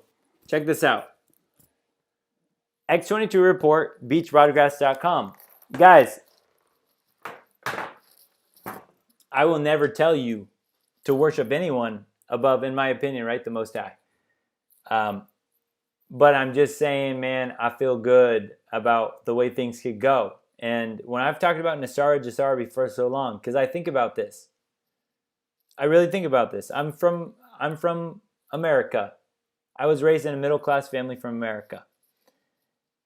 I have a hard time stomaching that people born in other countries or other places just have luck of the draw. Bummer. You didn't get as lucky as we did. That's tough for me to swallow.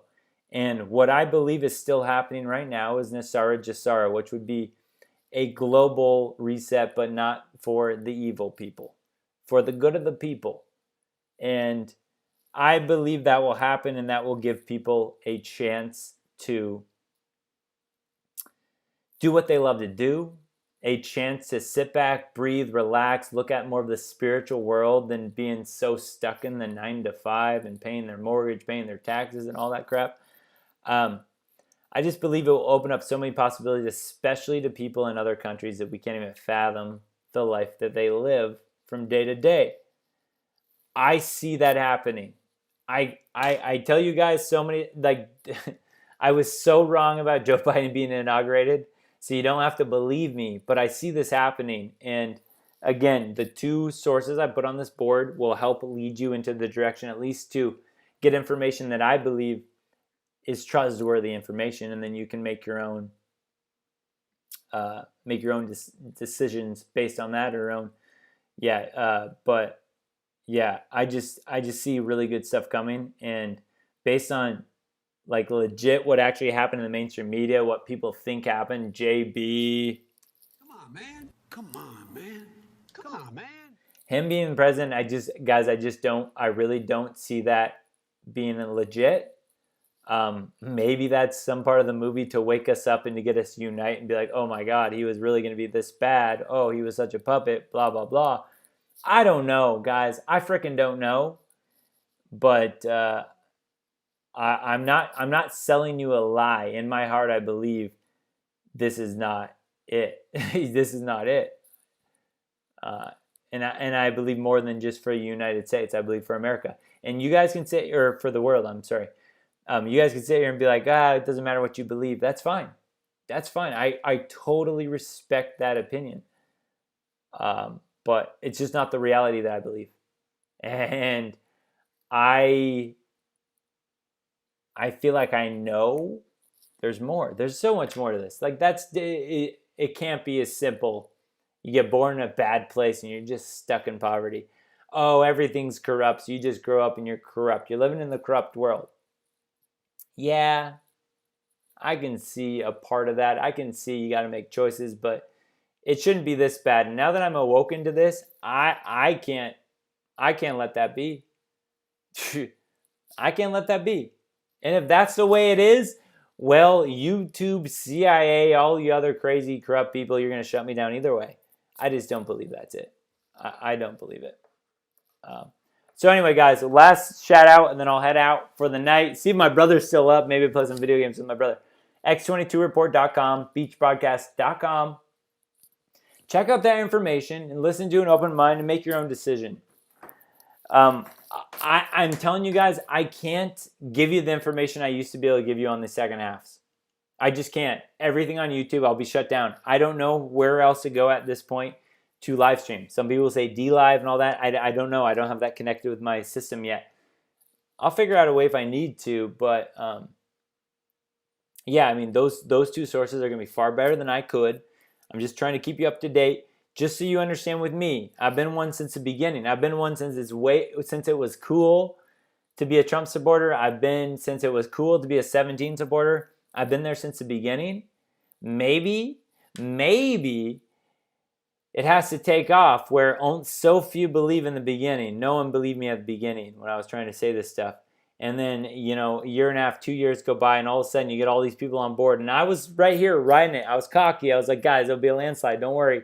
And then all of a sudden, boom, it goes back down, and now you got all the doubters, the haters.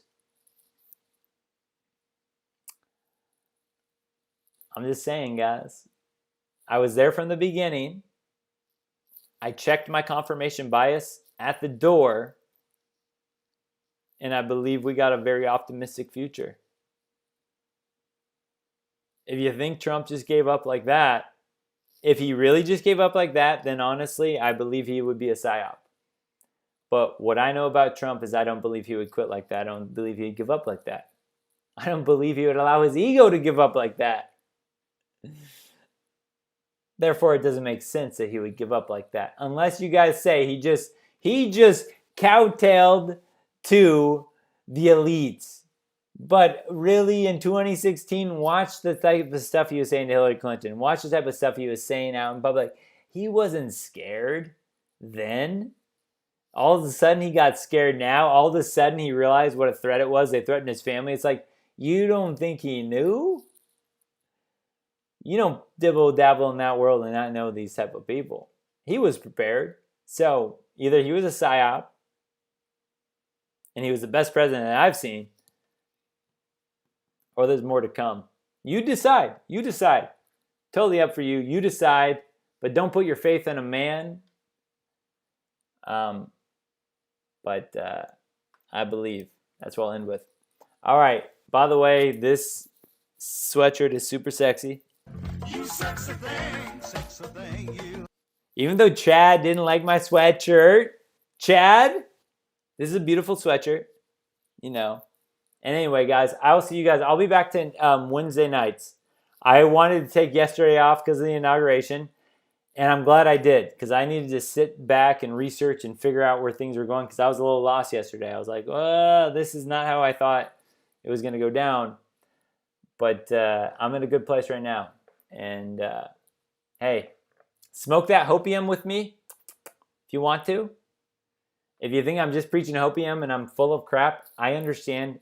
You have every arsenal on your side at this point. I totally understand. But man, this hopium, this is some good stuff, because Fantastic. this is getting me excited about the future, and it only makes sense for everything I've seen since then from following 17. So I will see you guys later. Take care. Love you all. And hey, CIA, YouTube, thanks for keeping us up tonight. Beautiful. Things are looking up, guys.